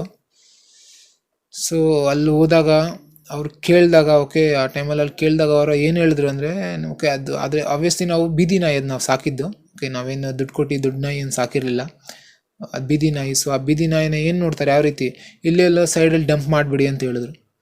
ಸೊ ನಮ್ಗೆ ಅದೆಲ್ಲೋ ಸರಿ ಅನಿಸ್ಲಿಲ್ಲ. ಸೊ ನಾನು ನನ್ನ ತಮ್ಮ ಅದನ್ನು ತಗೊಬಂದು ಮನೆಯಲ್ಲಿ ಸ್ವಲ್ಪ ಹೊತ್ತು ಇಟ್ಕೊಂಡ್ರಿ, ಅದನ್ನ ನೋಡ್ತಾ ಇದ್ವಿ. ಒಂಥರ ಬೇಜಾರಾಗ್ತಾಯಿತ್ತು. ತುಂಬಾ ಮೆಮೊರೀಸ್ ಇರುತ್ತೆ ಅದ್ರ ಜೊತೆ. ಓಕೆ, ನಾವು ಎಮೋಷ್ನಲಿ ಅದ್ರ ಜೊತೆ ನಾವು ಒಂದು ರೀತಿ ಒಂದು ಸಂಬಂಧ ಇರುತ್ತೆ, ಒಂದು ರೀತಿ ಭಾವನೆ ಎಲ್ಲ ಇರುತ್ತೆ. ಅದನ್ನು ಲಾಸ್ಟಲ್ಲಿ ಮಣ್ಣು ಮಾಡಿದ್ವಿ ಹೋಗಿ. ಓಕೆ, ಮಣ್ಣು ಮಾಡಿ ರೆಸ್ಪೆಕ್ಟ್ ಕೊಟ್ಟು ಏನೇನು ಪೂಜೆ ಇರುತ್ತೆ ಅದೆಲ್ಲ ಮಾಡಿದ್ವಿ. ಓಕೆ, ಸೊ ಈ ರೀತಿ ನಾವು ರೆಸ್ಪೆಕ್ಟ್ ಕೊಡಬೇಕು ಎಲ್ಲ ಓಕೆ ಎಲ್ಲ ಆ್ಯನಿಮಲ್ಸ್. ಈ ಲೆಸನಿಂದ ನಮಗೆ ಎಕ್ಸಾಮಲ್ಲಿ ಬರೀರಿ ಅಥವಾ ಪಾಸಾಗಿ ಫೇಲ್ ಆಗಿ ಅದು ದೊಡ್ಡ ವಿಷಯ ಅಲ್ಲ. ಪಾಸ್ ಆಗ್ತೀರಾ, ಓಕೆ ಅದೇನು ದೊಡ್ಡ ವಿಷಯ ಅಲ್ಲ, ಪಾಸ್ ಆಗ್ತೀರಾ. ಆದರೆ ಈ ಲೈಫನ್ನು ಎಕ್ಸಾಮಲ್ಲಿ ನಾವು ಪಾಸ್ ಆಗಬೇಕು, ಇದನ್ನೆಲ್ಲ ನಾವು ಅರ್ಥ ಮಾಡ್ಕೋಬೇಕು. Okay, so next question.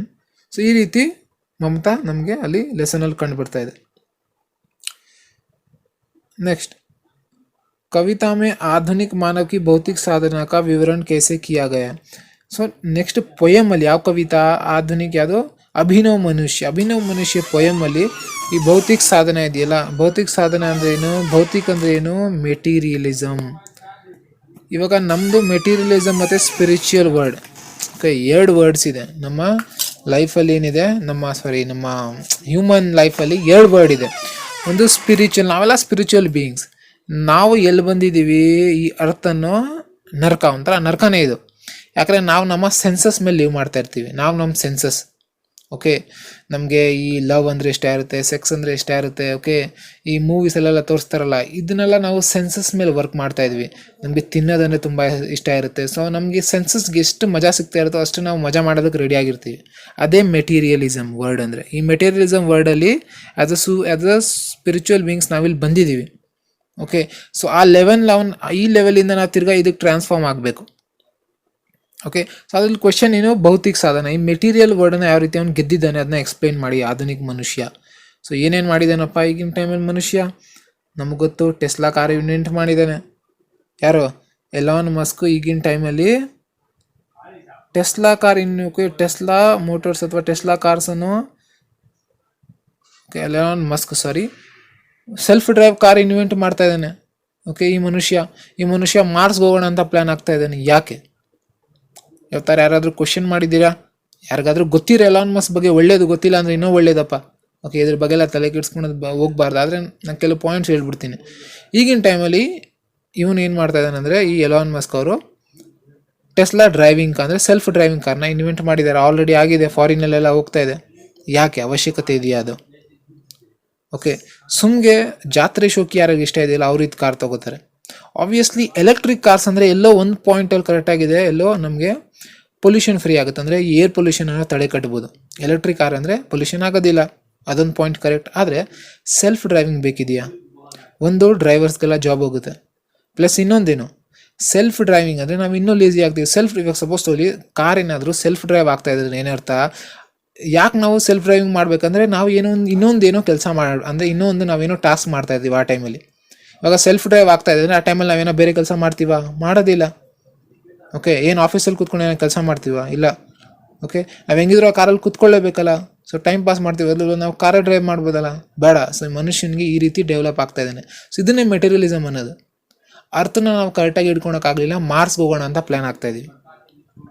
So ಇಲ್ಲೇ ಏನು ಕೇಳ್ತಾ ಇದ್ದಾರೆ ಅಂದರೆ, ಇದು एक्सप्लेन ಮಾಡಿ. ಸೊ आधुनिक मानव ने प्रकृति के हर तत्व को अपने नियंत्रण में कर लिया है.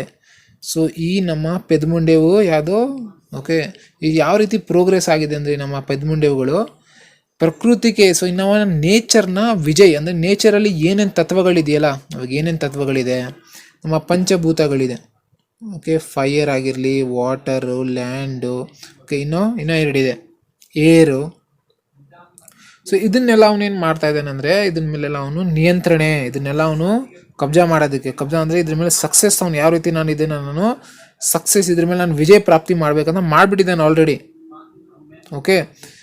ನೆಕ್ಸ್ಟು ವ ನದಿ ಪರ್ವತ್ ಸಾಗರ್ ಲಾಂಗ್ ಸಕ್ತಾ है ಅವನಿಗೆ ಯಾವುದೇ ಒಂದು ಚಿಕ್ಕ ನದಿ ಮೊದಲೇನು ಅಡೆ. ಓಕೆ, ಆಗ ಮೊದಲಿನ ಟೈಮಲ್ಲಿ ಇವನ್ನ ಹಿಸ್ಟ್ರಿ ಓದಿದ್ರೆ ವರ್ಲ್ಡ್ ಹಿಸ್ಟ್ರಿ ನಿಮ್ಗೆ ಗೊತ್ತಾಗುತ್ತೆ. ಮೊದಲು ಒಂದು ಸಿಲ್ಕ್ ರೂಟ್ ಅಂತ ಇತ್ತು. ಇವಾಗ ಏನು ಇಸ್ರಾಯೇಲ್ ಪ್ಯಾಲೆಸ್ತೀನ್ ಏನು ಜಗಳ ನಡೀತಾ ಇದೆಯಲ್ಲ, ಈ ಸಿಲ್ಕ್ ರೂಟ್ಗೋಸ್ಕರ ನಡೀತಾ ಇರೋದು. ಓಕೆ, ಈ ಸಿಲ್ಕ್ ರೂಟಿಂದನೇ ಎಲ್ಲ ಜಗಳಗಳು ಬಂದಿರೋದು. ಓಕೆ, ಅಥವಾ ಈ ಸಿಲ್ಕ್ ರೂಟ್ ಇರಲಿಲ್ಲ ನಮ್ಮ ಇಂಡಿಯಾಗೆ ಯಾರೂ ಬರ್ತಾ ಇರಲಿಲ್ಲ. ಓಕೆ, ಸೊ ಇಲ್ಲೇನಾಗ್ತಾ ಇತ್ತು ಅಂದರೆ, ಇವಾಗ ಮೊದಲಿನ ಟೈಮಲ್ಲಿ ಏನಾದರೂ ರೂಟ್ ಇದ್ದಿದ್ರೆ, ಸಪೋಸ್ ನಮ್ಮ ಇಂಡಿಯಾಗೆ ಬರಬೇಕಿತ್ತು ಅಂದರೆ, ನಮ್ಮ ಇಂಡಿಯಾ ಏನಿದೆಯಲ್ಲ ಇದಕ್ಕೆ ಬರೋದಕ್ಕೆ ಇದೊಂದು ಸಿಲ್ಕ್ ರೂಟ್ ಇತ್ತು ಈ ಕಡೆ ಟ್ರಾವೆಲ್ ಆಗೋದಕ್ಕೆ, ಅಂದರೆ ಈ ಏಷ್ಯಾ ಕಡೆ ಈಸ್ಟ್ ಕಡೆ ಬರೋದಕ್ಕೆ. ಸೊ ಈ ವೆಸ್ಟ್ ಅವರೆಲ್ಲ ನನ್ನ ಮಕ್ಕಳು ಈ ರೂಟಿಂದ ಈ ಕಡೆ ನಮ್ಮ ಕಡೆ ಬರ್ತಾಯಿದ್ರು, ಇಂಡಿಯಾ ಕಡೆ, ಅಂದರೆ ವೆಸ್ಟ್ ಕಡೆ. ಬರೀ ಇಂಡಿಯಾನೆಲ್ಲ ಚೈನಾ ಜಪಾನ್ ಎಲ್ಲ ಅಖಂಡ್. ಓಕೆ, ಇಡೀ ವೆಸ್ಟ್ ನಮ್ಮ ಈ ಈಸ್ಟ್ ಕಡೆ. ಸೊ ಏನಾದರೂ ಅಲ್ಲಿ ಮೊದಲಿನ ಟೈಮಲ್ಲಿ ಈ ಶಿಪಿಗಿಪ್ಪೆಲ್ಲ ಇರಲಿಲ್ಲ, ಅಷ್ಟೊಂದು ಹಡಗು ಎಲ್ಲ. ಸೊ ಇಲ್ಲಿ ಎಷ್ಟೊಂದು ಇಲ್ಲೆಲ್ಲ ನೀರು ಇರ್ತಾ ಇತ್ತು, ಓಷನ್. ಸೊ ಈ ಓಷನ್ ಕಡೆಯಿಂದ ಇವ್ರ ಕೈಲಿ ಬರೋಕ್ಕಾಗ್ತಾ ಇರಲಿಲ್ಲ, ಅದಕ್ಕೆ ಲ್ಯಾಂಡ್ ಯೂಸ್ ಮಾಡ್ತಾಯಿದ್ರು. ಆದರೆ ಈಗಿನ ಟೈಮಲ್ಲಿ ನೋಡಿ, ನದಿ ಆದರೆ ಅದನ್ನ ಕ್ರಾಸ್ ಮಾಡ್ತಾರೆ, ಪರ್ವತ ಏನಾದರೂ ಮೌಂಟೇನ್ ಇದ್ದರೆ ಅದನ್ನು ಕ್ರಾಸ್ ಮಾಡ್ಬೋದು, ಸಾಗರ ಇದ್ದರೆ ಅದಂತೂ ಇನ್ನೂ ಈಸಿಯಾಗಿ ಕ್ರಾಸ್ ಮಾಡ್ತಾರೆ. ಸೊ ಈಗಿನ ಟೈಮಲ್ಲಿ ಮನುಷ್ಯ ಅಷ್ಟೊಂದು ಫಾರ್ವರ್ಡ್ ಆಗಿಬಿಟ್ಟಿದ್ದಾನೆ ಅಂತ ಹೇಳ್ತಾ ಇದ್ದಾರೆ. ನಮ್ಗೆ ಇಷ್ಟೊಂದು ಸಕ್ಸಸ್ ಸಿಕ್ಕಿದೆ. ನೆಕ್ಸ್ಟ್ ಏನೇನು ಸಕ್ಸಸ್ ಸಿಕ್ಕಿದೆ, ಉಸ್ಕಾ ಯಾನ್ ಆಕಾಶ್ ಮೇ ಜಾ ರಹಾ ಹೈ. ಸೊ ಅವನ ಓನ್ ಪ್ರೈವೇಟ್ ವೆಹಿಕಲ್, ಏನು ಫ್ಲೈಯಿಂಗ್ ಆಬ್ಜೆಕ್ಟ್ ಅದು. ಓಕೆ, ಮೊದಲಿನ ಟೈಮಲ್ಲಿ ಕಾರ್ ಇದ್ರೇ ಅದೇ ದೊಡ್ಡ ವಿಷಯ. ಇವಾಗ ಪ್ರೈವೇಟ್ ಜೆಟ್ಸ್ ಇದೆ, ಪ್ರೈವೇಟ್ ಪ್ಲೇನ್ಸ್ ಇದೆ ಕೆಲವ್ರ ಹತ್ರ. ಓಕೆ, ಸೊ ಅವನು ಫ್ಲೈಯಿಂಗ್ ವೆಹಿಕಲ್ ಈಗ ಎಲ್ಲಿ ಆಕಾಶದಲ್ಲಿ ಓಡಾಡ್ತಾ ಇದೆ. ಉಸ್ಕೆ ಹುಕುಂ ಪರ್ ಚಡ್ತಾ ಅವ್ರು ಉತರ್ತಾ ಹೈ ಪವನ್ ಕಾ ತಾಪ್. ಅವನ ಹುಕುಂ ಅಂದ್ರೆ ಏನು, ಅವನ ಜಸ್ಟ್ ಒಂದು ಆರ್ಡರಿಂದ ಬೇಕಂದ್ರೆ ಅವನು ಈ ವಿಂಡ್ ಇದೆಯಲ್ಲ, ನ್ಯಾಚುರಲ್ ಸೈಕಲ್ ಏನಿದೆ, ವಿಂಡಿನ ಅವ್ನು ಕಂಟ್ರೋಲ್ ಮಾಡ್ತಾ ಇದ್ದಾನೆ. ನೀವೇನು ನೋಡಿಬೇಕಂದ್ರೆ, ಇವಾಗ ಸಪೋಸ್ ಯಾವುದೋ ಒಂದು ಪ್ಲೇಸಲ್ಲಿ ಮಳೆ ಆಗ್ತಾ ಇಲ್ಲ ಅಂದರೆ ಅವ್ನು ಬೇಕಂದ್ರೆ ಆರ್ಟಿಫಿಷಿಯಲ್, ಇವಾಗ ನಿಮ್ಗೆ ಗೊತ್ತಿದೆ ನ್ಯಾಚುರಲ್ ವಾಟರ್ ಸೈಕಲ್ ಇದೆ. ಏನಾಗುತ್ತೆ, ವಾಟರು ಸನ್ನಿಂದ ಈ ರೀತಿ ಎವಾಪ್ರೇಟ್ ಆಗುತ್ತೆ, ತಿರ್ಗಾ ಕ್ಲೌಡ್ ಫಾರ್ಮ್ ಆಗುತ್ತೆ, ತಿರ್ಗಾ ಡಿಚ್ಚಿ ಹೊಡೆದು ಕಂಡೆನ್ಸೇಷನ್ ಆಗಿ ವಾಪಸ್ ಬರುತ್ತೆ ನೀರು. ಈ ವಾಟರ್ ಸೈಕಲ್ ಇದೆಯಲ್ಲ, ಇದನ್ನು ಅವನು ಆರ್ಟಿಫಿಷಿಯಲಿ ಬೇಕಂದ್ರೆ ಜನ್ರೇಟ್ ಮಾಡ್ತಾ ಇದ್ದಾನೆ. ಇವಾಗ ಒಂದು ಪ್ಲೇಸಲ್ಲಿ ಏನೋ ನೀರು ಬರ್ತಾ ಇಲ್ಲ, ಮಳೆ ಬರಲ್ಲ ಜಾಸ್ತಿ, ಅಲ್ಲಿ ಅವ್ನು ಬೇಕಾದ್ರೆ ಆರ್ಟಿಫಿಷಿಯಲ್ ಕ್ಲೌಡ್ನ ಇನ್ವೆಂಟ್ ಮಾಡಿ ಅವನೇನು ಮಾಡ್ತಾನೆ, ಆರ್ಟಿಫಿಷಿಯಲ್ ಕ್ಲೌಡ್ ಅಲ್ಲಿ ರೆಡಿ ಮಾಡಿ ಅವ್ನು ಮಳೆ ಬರ್ಸ್ಬೋದು. ಆ ರೀತಿ ಡೆವಲಪ್ ಆಗಿದ್ದಾರೆ ಮನುಷ್ಯರು.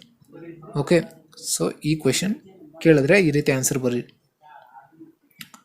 नेक्स्ट, बसंत राजकिशोर के पास क्यों नहीं लौटा बताइए. ನೆಕ್ಸ್ಟ್, ಬಸಂತ್ ಕಿ ಸಚ್ಚಾಯಿಲಿ 3 ಮಾರ್ಕ್ಸಲ್ಲಿ ಏನು ಕೇಳಿದ್ದಾರೆ ಅಂದರೆ, ಬಸಂತ್ ಇದಾನಲ್ಲ ಹುಡುಗ, ರಾಜ್ಕಿಶೋರ್ ಹತ್ರ ಯಾಕೆ ವಾಪಸ್ ಬರ್ಲಿಕ್ಕೆ ಆಗಲಿಲ್ಲ. ನೀವು ಮೊದಲನೇ ದೃಶ್ಯ ಅಂದರೆ ಫಸ್ಟ್ ಸೀನಲ್ಲಿ ನೋಡಿರ್ತೀರಾ, ರಾಜ್ಕಿಶೋರ್ ಏನು ಮಾಡ್ತಾರೆ, ರಾಜ್ಕಿಶೋರ್ ಅವ್ರು ₹1 ನೋಟ್ ಕೊಡ್ತಾರೆ. ಯಾರಿಗೆ, ಬಸಂತ್ ಅವ್ರಿಗೆ. ಓಕೆ, ಬಸಂತ ಚಿಕ್ಕ ಹುಡುಗನಿಗೆ ಕೊಡ್ತಾರೆ. ಬಸಂತ್ ಹೋಗ್ತಾನೆ ಅಲ್ಲಿ ಬಾಜಾರ್ ಕಡೆ, ಅದನ್ನು ಚೇಂಜ್ ಮಾಡಿಸ್ಕೊಂಡು ಬರೋದಕ್ಕೆ. ಚೇಂಜ್ ಮಾಡ್ಕೊಂಡು ಇನ್ನೇನು ಬರ್ತಾ ಇರ್ತಾನಲ್ಲ, ಆಕ್ಸಿಡೆಂಟ್ ಆಗಿಬಿಡುತ್ತೆ. ಓಕೆ, ಸೊ ಅದಕ್ಕೆ ಅವ್ನು ಬರೋದಕ್ಕೆ ಆಗಲಿಲ್ಲ. ಸೊ ಇದನ್ನೇ ನಾವು ಹಿಂದಿಲಿ ಬರೀಬೇಕು. ಬಸಂತ್ ಪಂಡಿತ್ ರಾಜ್ಕಿಶೋರ್ಗೆ ನೋಟ್ लेकर बुनाकर वापस लौट रहा था. ಅವನು ಚೇಂಜ್ ವಾಪಸ್ ತೊಗೊಂಡು ಬರ್ತಾ ಇದ್ನಲ್ಲ ಆ ಟೈಮಲ್ಲಿ, ತವ ಏಕ್ ಮೋಟರ್ಗೆ ನೀಚೆ ಆಗಯ. ಆ ಟೈಮಲ್ಲಿ ಏನಾಗುತ್ತೆ ಅಂದರೆ, ಅವನೊಂದು ಮೋಟರ್ ಕೆಳಗಡೆ ಬಂದ್ಬಿಡ್ತಾನೆ, ಅಂದರೆ ಮೋಟರ್ ದುರ್ಘಟನೆ ಆಗ್ಬಿಡುತ್ತೆ. नेक्स्ट, सो मोटर दुर्घटना आगे तक मोटर उसके ऊपर से निकल जाने के कारण वह बेहोश हो गया था. सो अದ್ರ ಮೋಟರ್ ಅದ್ರ ಮೇಲಿಂದ ಕ್ರಾಸ್ ಆಗುತ್ತಲ್ಲ ಪಾಪ, ಸೊ ಅವನೇನಾಗ್ತಾನೆ ಅಂದರೆ ಅವನು ಅನ್ಕಾನ್ಷಿಯಸ್ ಆಗಿಬಿಡ್ತಾನೆ. ಓಕೆ, ಅವನು ಬೆಹೋಶ್ ಅಂದರೆ ಅನ್ಕಾನ್ಷಿಯಸ್ ಆಗೋದು, ತಲೆ ಸುತ್ತ ಬಿದ್ದೋಗ್ಬಿಡೋದು. ಬಿದ್ದೋಗಿರೋದು, ಅವನು ಮೊದಲೇ ಬಿದ್ದಿದ್ದಾನೆ ಪಾಪ. इसलिए बसंत राजकिशोर के पास नहीं लौट पाया. ಅದಕ್ಕೆ ಪಾಪ ಬಸಂತ್ ರಾಜ್ಕಿಶೋರ್ ಅವ್ರ ಹತ್ರ ಬರೋಕ್ಕಾಗಲಿಲ್ಲ. ಈಸಿನಾ, ಬರಿಬೋದಾ? ನೆಕ್ಸ್ಟ್ ಕ್ವೆಶನ್ ನೋಡೋಣ.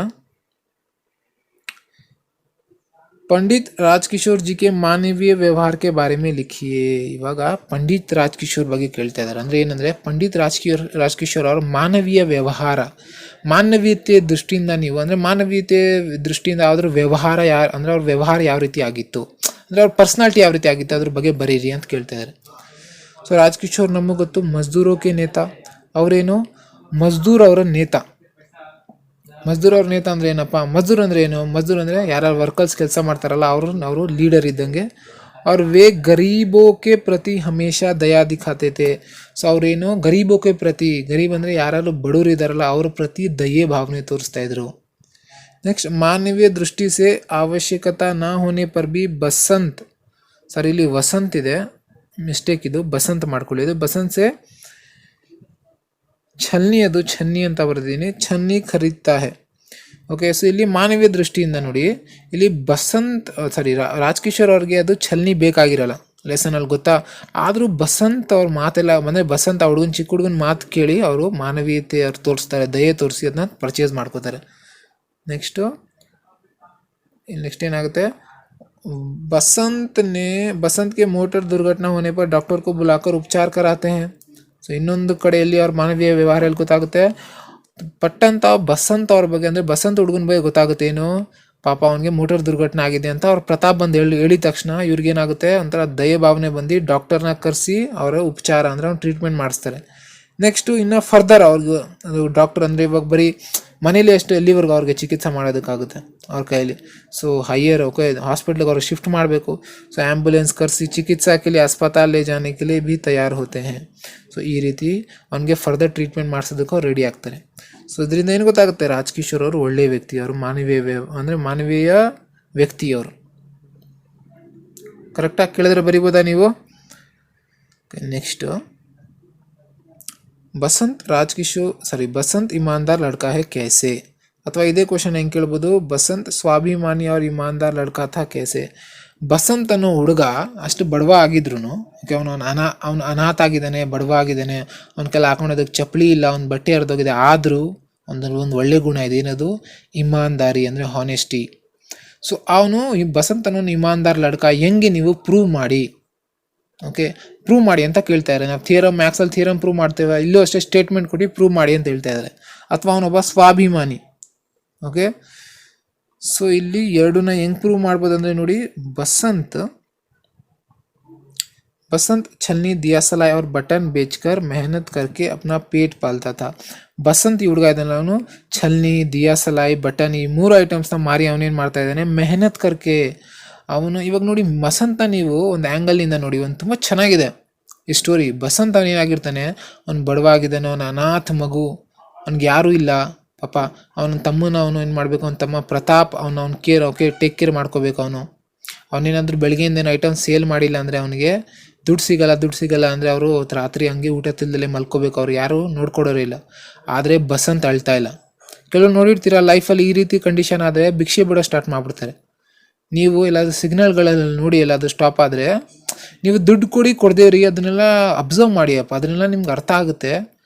ಯಾಕೆ ನಮ್ಮ ಇಂಡಿಯಾದಲ್ಲಿ ಇಷ್ಟೊಂದು ಭಿಕ್ಷುಕರು ಯಾಕಿದ್ದಾರೆ ಅಂದರೆ ನೋಡಿ, ಅವ್ರ ಕಂಡೀಷನ್ನ ಯಾವುದು ಚೇಂಜ್ ಮಾಡೋದಿಲ್ಲ, ಕಂಡೀಷನ್ನ ಅಕ್ಸೆಪ್ಟ್ ಮಾಡ್ಕೊಬಿಡ್ತಾರೆ. ಓಕೆ ನಾನು ಹಿಂಗೆ ಇದ್ದೀನಿ, ಬಸಂತ್ ಬೇಕಂದ್ರೆ ಹಂಗೆ ಇರ್ಬೋದಾಗಿತ್ತು, ನಾನು ಅನಾಥ ಬೇಕಂದ್ರೆ ನಾನು ನನ್ನ ತಮ್ಮ ಇಬ್ಬರು ಭಿಕ್ಷೆ ಬೇಡೋಣ ಅಂತ ಸ್ಟಾರ್ಟ್ ಮಾಡ್ಬೋದು. ಆದರೆ ಅವನು ಆ ರೀತಿ ಅಲ್ಲ, ಮೆಹನತ್ ಕರ್ಕೆ ಅಪ್ನಾ ಪೇಟ್ ಪಾಲ್ತಾ ಹೇ, ಕಷ್ಟಪಟ್ಟು ದುಡಿತಾ ಇದ್ದಾನೆ, ಅದರಿಂದ ಹೊಟ್ಟೆ ತುಂಬಿಸ್ಕೋತಾ ಇದ್ದಾನೆ.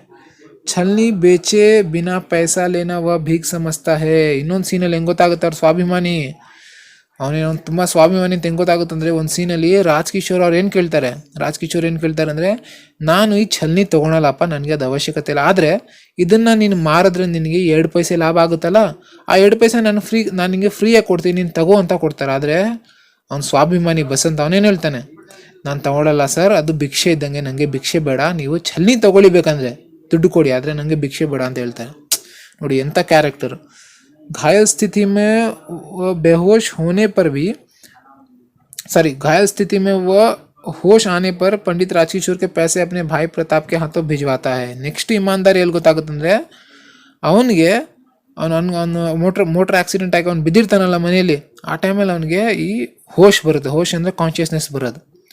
ಅವ್ನು ಕಾನ್ಷಿಯಸ್ ಆಗಿದ ತಕ್ಷಣ ಅವ್ನು ಗೊತ್ತಾಗುತ್ತೆ, ನಾನು ಚೇಂಜ್ ಅವ್ರಿಗೆ ನಾನು ಚೇಂಜ್ ತೊಗೊಬರೋದಕ್ಕೆ ಹೋಗಿದ್ನಲ್ಲ ಬಾಜಾರ್ ಕಡೆ, ನಾನು ರಾಜ್ಕಿಶೋರ್ ಕೊಡಬೇಕಿತ್ತು, ಆದರೆ ನಾನು ಕೊಡಲಿಲ್ಲ. ಸೊ ಪಟ್ಟಂತ ಅವನು ತಮ್ಮ ಪ್ರತಾಪ್ ಕೈಲಿ ಕೊಟ್ಟು ಕಳಿಸ್ತಾನೆ. ಓಕೆ, ಈ ರೀತಿ ರಾಜ್ಕಿಶೋರ್ ಅಂತ ಒಬ್ಬರು ವ್ಯಕ್ತಿ ಇದ್ದಾರೆ ಕಿಶನ್ಗಂಜಲ್ಲಿ, ಅಲ್ಲಿ ಹೋಗ್ಬಿಟ್ಟು ನೀನು ದುಡ್ಡು ಕೊಟ್ಬಿಟ್ಟು ಬಾ ಅಂತ. ಓಕೆ, ನೆಕ್ಸ್ಟ್ ಅದಾದಮೇಲೆ ಇನ್ನೊಂದು ಪಾಯಿಂಟ್ ಏನು ಬರೀಬೋದು, इससे हमें पता लगता है कि बसंत एक ईमानदार लड़का और स्वाभिमानी है. ಸೊ ಇದು ಎರಡು ಈ 3 ಪಾಯಿಂಟಿಂದ ನಮ್ಗೆ ಗೊತ್ತಾಗುತ್ತೆ ಬಸಂತ್ ಒಬ್ಬ ಹಾನೆಸ್ಟ್ ಮ್ಯಾನ್ ಅಂದರೆ ಹಾನೆಸ್ಟ್ ಬಾಯ್ ಅವನು, ಪ್ಲಸ್ ಇನ್ನೊಂದು ಸ್ವಾಭಿಮಾನಿ. ಅರ್ಥ ಆಗ್ತಾ ಇದೆಯಲ್ಲ. ಸೊ ನೆಕ್ಸ್ಟ್ ಇವಾಗ ಇಂಟರ್ನೆಟ್ ಕ್ರಾಂತಿ. ಸೋಷಿಯಲ್ ನೆಟ್ವರ್ಕಿಂಗ್ ಕೆ ಬಾರೆ ಮೇ ಲಿಖಿಯೇ, ಅಥವಾ ಇದನ್ನ ಹೆಂಗೆ ಕೇಳ್ಬೋದು, ಸೋಷಿಯಲ್ ನೆಟ್ವರ್ಕಿಂಗ್ ಕ್ರಾಂತಿಕಾರಿ ಖೋಜೆ ಕೇಸೆ. ಒಂದು ತಿಳ್ಕೊಳ್ಳಿ, ಇಲ್ಲಿ ಇಂಟರ್ನೆಟ್ ಕ್ರಾಂತಿ ಇದೆಯಲ್ಲ ಅಥವಾ ಕರ್ನಾಟಕ ಸಂಪದ, ಇಂಟರ್ನೆಟ್ ಕ್ರಾಂತಿಯಲ್ಲಿ ಮತ್ತು ಕರ್ನಾಟಕ ಸಂಪದ ಎರಡರಲ್ಲೂ 3 ಮಾರ್ಕ್ಸ್ ಮತ್ತು 4 ಮಾರ್ಕ್ಸ್ ಕೇಳ್ತಾರೆ. ಇಂಟರ್ನೆಟ್ ಕ್ರಾಂತಿಲಿ ಏನಾದರೂ 3 ಮಾರ್ಕ್ಸ್ ಬಂದರೆ ಅರ್ಥ ಏನು, ಕರ್ನಾಟಕ ಸಂಪದದಲ್ಲಿ 4 ಮಾರ್ಕ್ಸ್ ಕೇಳ್ತಾರೆ. ಅಥವಾ ಕರ್ನಾಟಕ ಸಂಪದದಲ್ಲಿ ನಾವು 3 ಮಾರ್ಕ್ಸ್ ಬರೆದ್ರೆ ಇಂಟರ್ನೆಟ್ ಕ್ರಾಂತಿಲಿ ಎಷ್ಟು ಬರುತ್ತೆ 4 ಮಾರ್ಕ್ಸ್. ಅರ್ಥ ಆಗ್ತಾ ಇದೆಯಾ? ಸೊ ಈ ರೀತಿ ಪ್ಯಾಟ್ರನ್ ಚೇಂಜ್ ಮಾಡಿದ್ದಾರೆ. ಸಪೋಸ್ ಏನೋ 3 ಮಾರ್ಕ್ಸ್ ಬಂದರೆ ಈ ಕ್ವಶನ್ ಬರುತ್ತೆ. ಸೊ ಇದನ್ನ ಅರ್ಥ ಮಾಡ್ಕೊಂಡು ಅಂದರೆ ಏನು ಹೇಳ್ತಾ ಇದ್ದಾರೆ, ಸೋಷಿಯಲ್ ನೆಟ್ವರ್ಕಿಂಗ್ ಅನ್ನೋದು ಒಂದು ರೆವಲ್ಯೂಷನರಿ, ಕ್ರಾಂತಿಕಾರಿ ಅಂದರೆ ಏನು, ರೆವಲ್ಯೂಷನರಿ. ರೆವಲ್ಯೂಷನರಿ ಅಂದರೆ ಏನು? ರೆವಲ್ಯೂಷನರಿ ಅಂದರೆ ಚೇಂಜ್, ಸಮಾಜದಲ್ಲಿ ಏನಾದರೂ ಚೇಂಜ್ ಬರುತ್ತಲ್ಲ ಅದನ್ನ ರೆವಲ್ಯೂಷನರಿ ಅಂತೀವಿ ನಾವು. ಸೊ ಸಮಾಜದಲ್ಲಿ ಯಾವ ರೀತಿ ಅದರಿಂದ ಚೇಂಜ್ ಬರ್ತಾ ಇದೆ ಅಂತ ಕೇಳಿದ್ದಾರೆ. ಸೊ ನಮಗೆ ಗೊತ್ತು ಸೋಷಿಯಲ್ ನೆಟ್ವರ್ಕಿಂಗ್ ಈಗಿನ ಟೈಮಲ್ಲಿ ಅದು ಇಲ್ದರೆ ಏನೂ ಇಲ್ಲ. ಸೊ सोशल नेटवर्किंग एक क्रांतिकारी खोज है, इसमें दुनिया भर के लोगों को एक जगह पर ला खड़ा कर दिया है. ಸೊ ಸೋಷಿಯಲ್ ನೆಟ್ವರ್ಕಿಂಗ್ ಅನ್ನೋದೇನೋ ಒಂದು ಕ್ರಾಂತಿಕಾರಿ ಇನ್ವೆನ್ಷನ್. ಯಾಕಂದರೆ ಈಗಿನ ಟೈಮಲ್ಲಿ ಇಡೀ ವರ್ಲ್ಡಲ್ಲಿ ಇರೋ ಜನರನ್ನೆಲ್ಲ ಒಂದು ID ಮುಖಾಂತರ ನಾವು ಒಂದು ಸ್ಕ್ರೀನ್ ಮೇಲೆ ನಾವು ಡಿಸ್ಪ್ಲೇ ಮಾಡ್ಬೋದು ಒಂದು ಕಡೆ. ಒಂದು ಕಡೆ ಅದನ್ನು ಒಂದು ಪ್ಲ್ಯಾಟ್ಫಾರ್ಮಲ್ಲಿ ನಾವು ಅದನ್ನು ಮರ್ಜ್ ಮಾಡ್ಬೋದು. ಅರ್ಥ ಆಗ್ತಾ ಇದೆಯಾ? ಸಪೋಸ್ ತಗೊಳ್ಳಿ ನೀವೆಲ್ಲ ಇವಾಗ ಸಪೋಸ್ ತಗೊಳ್ಳಿ ನಾನು ಇವಾಗ ಒಂದು ಗ್ರೂಪ್ ಮಾಡಿದ್ದೀನಿ ವಾಟ್ಸಪ್ಪಲ್ಲಿ SSLC ಸ್ಟೂಡೆಂಟ್ಗೋಸ್ಕರ ಅಂತ. ಯಾಕೆ ಮಾಡಿದ್ದೀನಿ ಅಂದರೆ ಎಲ್ಲರೂ ಎಲ್ಲ ಒಂದೊಂದು ಕಡೆ ಸಪ್ರೇಟ್ ಆಗೋದಕ್ಕಿಂತ ಒಳ್ಳೇದಾಗಿ ಏನಂದರೆ ಒಂದು ಕಡೆ ನಾವು ಕ್ಲಬ್ ಮಾಡೋಣ ಅಂದರೆ ವಾಟ್ಸಪ್ ಮೇಲೆ ಬೇಕಂದರೆ ನೀವು ಎಲ್ಲರೂ ಕ್ಲಬ್ ಮಾಡಿ ಒಂದು ಕಡೆ ಮರ್ಜ್ ಮಾಡಿ ಇಟ್ಕೋಬೋದು ಒಂದು ಪ್ಲ್ಯಾಟ್ಫಾರ್ಮ್ ಮೇಲೆ. ಸೊ ಈ ರೀತಿ ಒಂದು ಕಡೆ ಎಲ್ಲರೂ ಸೇರಿಸಿದ್ದಾರೆ, ಯುನೈಟ್ ಆಗಿದ್ದೀವಿ. ಇಸ್ಕೆ ಫೇಸ್ಬುಕ್, ಆರ್ಕುಟ್, ಟ್ವಿಟರ್, ಲಿಂಕ್ಡ್ಇನ್ ಆದಿ ನೆಟ್ವರ್ಕಿಂಗ್ ಸೈಟ್ಸ್. ಸೊ ಇದರ ಕೆಲವು ಸೈಟ್ಸ್ಗಳಿದೆ. ಸೊ ಇದೆಲ್ಲ ನಮ್ಗೆ ಗೊತ್ತು. ಇನ್ ಸೈಟೋಕೆ ಕಾರಣ ದೇಶ ವಿದೇಶಕ್ಕೆ ಲೋಗೋಕಿ रहन सहन ವೇಷಭೂಷ. ಸೊ ಈ ಸೈಟ್ಗಳಿಂದ ಏನಾಗ್ತಾ ಇದೆ, ನಾವು ಬರೀ ಫೇಸ್ಬುಕ್ ಏನಾದರೂ ಓದೋಕ್ಕೋಸ್ಕರ ಯೂಸ್ ಆಗ್ತಿದೆ, ಏನಾದರೂ ನಾವು ಓದಬೇಕಂತ ಯೂಸ್ ಮಾಡ್ತೀವ? ಏನೂ ಇಲ್ಲ. ಎಂತಕ್ಕೆ ಯೂಸ್ ಮಾಡ್ತೀವಿ? ಟ್ರೆಂಡಿಂಗ್ ಟಾಪಿಕ್ಸ್ನ ನೋಡೋದಕ್ಕೆ, ಏನೋ ವೈರಲ್ ಆಗಿದೆ ಅದನ್ನ ನೋಡೋದಕ್ಕೆ, ಮೆಸೇಜ್ ಮಾಡೋದಕ್ಕೆ. ಮೆಸೇಜ್ ಬಿಡಿ, ಮೆಸೇಜ್ ಮಾಡೋಕ್ಕೋಸ್ಕರ ಏನಾದರೂ ಇನ್ವೆಂಟ್ ಆಗಿದ್ರೆ ಕಮ್ಯುನಿಕೇಟ್ ಮಾಡೋದಕ್ಕೋಸ್ಕರ ಸೋಷಿಯಲ್ ನೆಟ್ವರ್ಕಿಂಗ್ ಇಷ್ಟು ಫಾರ್ವರ್ಡ್ ಆಗ್ತಾ ಇರಲಿಲ್ಲ. ಮೆಸೇಜ್ ಏನು, ನಾವು ಕಾಲ್ ಮಾಡ್ಬೋದು, ಮೆಸೇಜ್ ಬೇಕಾದ್ರೆ ನಾವು ಬೇರೆ ಇದರಲ್ಲೂ ಕಳಿಸ್ಬೋದು, ನಂಬರ್ ಟು ನಂಬರ್ ಶೇರ್ ಮಾಡ್ಬೋದು, ಮೆಸೇಜ್ ನಾವು SMS ಸೆಂಡ್ ಮಾಡ್ಬೋದು. ಆದರೆ ಅದಕ್ಕೋಸ್ಕರ ನಾವು ಇಲ್ಲಿ ಯೂಸ್ ಮಾಡ್ತಾಯಿಲ್ಲ, ನಾವು ಇನ್ಫ್ಲೂಯೆನ್ಸ್ ಆಗ್ತಾ ಇದ್ದೀವಿ. ಕರೆಕ್ಟಾಗಿ ಸೆಲೆಬ್ರಿಟೀಸ್ ಏನು ತಿಂತಾ ಇದ್ದಾರೆ, ಏನು ಹಾಕ್ಕೊಂಡಿದ್ದಾರೆ, ಬಟ್ಟೆಗಳು, ಟ್ರೆಂಡಿಂಗ್ ಏನು, ಅದನ್ನೆಲ್ಲ ನಾವು ಅದರಲ್ಲಿ ನೋಡ್ಬೋದು. ನೋಡಿರ್ತೀರಾ ಟಿಕ್ಟಾಕಲ್ಲಿ ಅಥವಾ ಎಲ್ಲಾದರೂ ಇನ್ಸ್ಟಾಗ್ರಾಮಲ್ಲಿ ಏನಾದರೂ ಚಾಲೆಂಜ್ಗಳು ಬಂದರೆ, ಸಪೋಸ್ ಏನಾದರೂ ಟ್ರೆಂಡಿಂಗ್ ಚಾಲೆಂಜ್ ಏನಾದರೂ ಬಂದರೆ ಅದನ್ನ ಎಲ್ಲರೂ ಸೆಲೆಬ್ರಿಟೀಸ್ ಮಾಡಿದ್ರೆ ಎಲ್ಲರೂ ಮಾಡ್ತಾರೆ ನಾರ್ಮಲಿ. ಅರ್ಥ ಆಗ್ತಾಯಿದೆ? ಸೊ ಇದರಿಂದ ಏನಾಗುತ್ತೆ, ದೇಶ ವಿದೇಶಕ್ಕೆ ಲೋಗೋಕಿ, ಬೇರೆಯವರ ಕಂಟ್ರಿ, ನಮ್ಮ ಕಂಟ್ರಿ ಬಗ್ಗೆ ಬೇರೆಯವ್ರು ತಿಳ್ಕೊತಾರೆ, ಅವ್ರ ಕಂಟ್ರಿ ಬಗ್ಗೆ ನಾವು ತಿಳ್ಕೊತೀವಿ. ಏನೇನು ತಿಳ್ಕೊತೀವಿ? ರಹನ್ ಸಹನ್ ಅವ್ರು ಯಾವ ರೀತಿ ವಾಸ ಮಾಡ್ತಾರೆ, ಯಾವ ರೀತಿ ಇರ್ತಾರಲ್ಲಿ, ಕ್ಲೈಮೇಟ್ ಯಾವ ರೀತಿ ಇದೆ, ವೇಷಭೂಷ, ಬಟ್ಟೆ ಯಾವ ರೀತಿ ಹಾಕೊತಾರೆ, ಖಾನ್ ಪಾನ್, ತಿನ್ನೋದ್ರಲ್ಲಿ ಏನೇನು ಅಂದರೆ ಫುಡ್ ಕ್ಯುಸಿನ್ ಯಾವ ರೀತಿ ಇದೆ, ಅವ್ರ ಸಂಸ್ಕೃತಿ ಏನು, ಅವ್ರ ಕಲಾ ಏನು. ಇನ್ನು ನೋಡಿರ್ತಾರೆ ಈಗಿನ ಟೈಮಲ್ಲಿ ಎಲ್ಲರೂ ಹಿಪಾಪ್ ಆರ್ಟಿಸ್ಟ್ ಆಗಿಬಿಡ್ತಾರೆ. ಹಿಪಾಪ್ ಬಗ್ಗೆ ಏನು ಗೊತ್ತಿರಲ್ಲ, ಆದರೂ ಹಿಪಾಪ್ ಆರ್ಟಿಸ್ಟ್ ಆಗಿಬಿಡ್ತಾರೆ. ಅಂದರೆ ಸಾಂಗ್ ಬರೆಯೋದು, ಡ್ಯಾನ್ಸ್ ಮಾಡೋದು, ಒಳ್ಳೆಯದು, ಅವ್ರಿಗೆ ಇಷ್ಟ ಇದೆ. ಆದರೆ ನಾವು ಏನು ಮಾಡ್ತೀವಿ, ನಾವೆಲ್ಲೋ ಒಂದು ಕಡೆ ಅಟ್ರ್ಯಾಕ್ಟ್ ಆಗ್ತೀವಿ ಅಷ್ಟೇ. ಯಾಕೆ? ಸೋಷಿಯಲ್ ಮೀಡಿಯಾದಲ್ಲಿದೆ. ಸಪೋಸ್ ಅದು ಇರಲಿಲ್ಲ ಅಂದರೆ ನಾವು ಅಟ್ರ್ಯಾಕ್ಟ್ ಆಗ್ತಾ ಇರಲಿಲ್ಲ, ನಮ್ಮ ಸಂಸ್ಕೃತಿ ಬಗ್ಗೆ ನಾವು ತಿಳ್ಕೊತಾ ಇದ್ವಿ. ಅರ್ಥ ಆಗ್ತಾ ಇದೆಯಾ? ಸೊ ಈ ರೀತಿಯಲ್ಲಿ ಚೇಂಜಸ್ ಬರ್ತಾ ಇರುತ್ತೆ ಇದರಿಂದ. ಸೊ ಇದರ ಪ್ರಭಾವ ಏನಿದೆ ನಮ್ಮ ಸಮಾಜದ ಮೇಲೆ ಬರ್ತಾ ಇದೆ, ನಮ್ಮ ಸಮಾಜದ ಮೇಲೆ ಇದ್ರ ಪ್ರಭಾವ, ಇನ್ಫ್ಲೂಯೆನ್ಸ್ ಬರ್ತಾ ಇದೆ. ಇನ್ನೇನು ಒಂದು 10-20 ವರ್ಷ ಆಗಲಿ, ಅದಾದಮೇಲೆ ನಮ್ಮ ಇಂಡಿಯಾನೇ ಒಂದು ಚಿಕ್ಕ ಅಮೇರಿಕಾ ಥರ ಆಗ್ಬಿಡುತ್ತೆ, ಎಲ್ಲ ಜಾತ್ರೆ ಶೋಕಿ. ಅರ್ಥ ಆಗ್ತಾ ಇದೆಯಾ? ಅಂದರೆ ಅಮೇರಿಕಾದವ್ರ ಥರ ಜಾತ್ರೆ ಶೋಕಿ ಅಲ್ಲ, ಅಮೇರಿಕಾದವರು ಏನೇನು ಡಿಸ್ಕವರೀಸ್ ಮಾಡಿದಾರೋ ಅದು ಅವ್ರಿಗೆ ಯೂಸ್ಫುಲ್ ಆಗೋ ಥರ. ಅವ್ರ ಸಮಾಜದಗೋಸ್ಕರ ಏನು ಮಾಡ್ತಾ ಇಲ್ಲ, ಅವ್ರಿಗೋಸ್ಕರ ಮಾಡಿದ್ದಾರೆ. ಅದನ್ನು ನಮ್ಗೆ ಅರ್ಥ ಆಗಿಲ್ಲ. ಅದೇ ನಮ್ಮ ಕಲಾ, ನಮ್ಮ ಟ್ರೆಡಿಷನ್, ಅದನ್ನು ಬಿಟ್ಟು ನಾವು ಆ ಕಡೆ ಇನ್ಫ್ಲೂಯೆನ್ಸ್ ಆಗೇ ಆಗ್ತೀವಿ. ಅದು ಹಾಗೆ ಆಗುತ್ತೆ ನೆಕ್ಸ್ಟ್ ಬರೋ 10-20 ವರ್ಷದಲ್ಲಿ. ಸೊ ಏನು ಮಾಡ್ಬೇಕು ನಾವು? ಆದಷ್ಟು ಬೇಗ ನಮ್ಮ ಸಂಸ್ಕೃತಿ ಬಗ್ಗೆ ನಾವು ಅಡಾಪ್ಟ್ ಮಾಡ್ಕೋಬೇಕು. ಸೊ ಅದು ಬೇರೆ ಟಾಪಿಕ್, ಅದು ಇವತ್ತು ಬೇರೆ ಇನ್ನೊಂದ್ಸರಿ ಡಿಸ್ಕಸ್ ಮಾಡೋಣ. ಸೊ ಇಂಟರ್ನೆಟ್ ಸೆ ಕೌನ್ ಸಿ ಹಾನಿಯಾँ हो सकती है? ನೆಕ್ಸ್ಟ್ ಕ್ವೆಶನ್, ಇಂಟರ್ನೆಟ್ಟಿಂದ ನಮಗೆ ಏನೇನು ಡಿಸ್ಅಡ್ವಾಂಟೇಜಸ್ ಇದೆ? ಸೊ ಏನೇನು ಡಿಸ್ಅಡ್ವಾಂಟೇಜಸ್ ಇದೆಯಪ್ಪ? ಇಂಟರ್ನೆಟ್ ಸೆ ಪೈರಸಿ ಆಗುತ್ತೆ. ಪೈರಸಿ ಅಂದರೆ ಏನಿವಾಗ?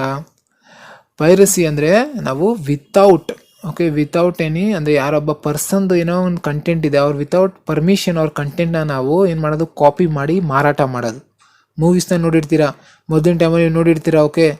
ಮೊದಲಿನ ಸಲ ಖುಷಿ ಆಗೋದು, 10 ರೂಪಾಯಿ ಯಾವುದೋ ಒಂದು ಮೂವಿ ರಿಲೀಸ್ ಆಗಿದ್ರೆ, ಸಪೋಸ್ ಯಾವುದೊಂದು ದರ್ಶನದ ಯಾವುದೊಂದು ಮೂವಿ ರಿಲೀಸ್ ಆದರೆ, ಸಾರಥಿ ಅಂದ್ಕೊಳ್ಳಿ, ಮೂವಿ ರಿಲೀಸ್ ಆಗಿತ್ತು ಆ ಟೈಮಲ್ಲಿ, 10 ರೂಪಾಯಿಗೆ ಥಿಯೇಟ್ರ್ ಆಚೆ ಒಂದು CD ಸಿಕ್ಬಿಡ್ತಾಯಿತ್ತು. ಅದನ್ನು ನೋಡಿ ಖುಷಿಯಾಗಿ ನಾವು ನೋಡ್ಬಿಡ್ತಾ ಇದ್ವಿ, ಥಿಯೇಟ್ರಿಗೆ ಹೋಗೋ ಅವಶ್ಯಕತೆ ಇರಲಿಲ್ಲ. ಸೊ ಅದೇ ಪೈರಸಿ. Next banking fraud.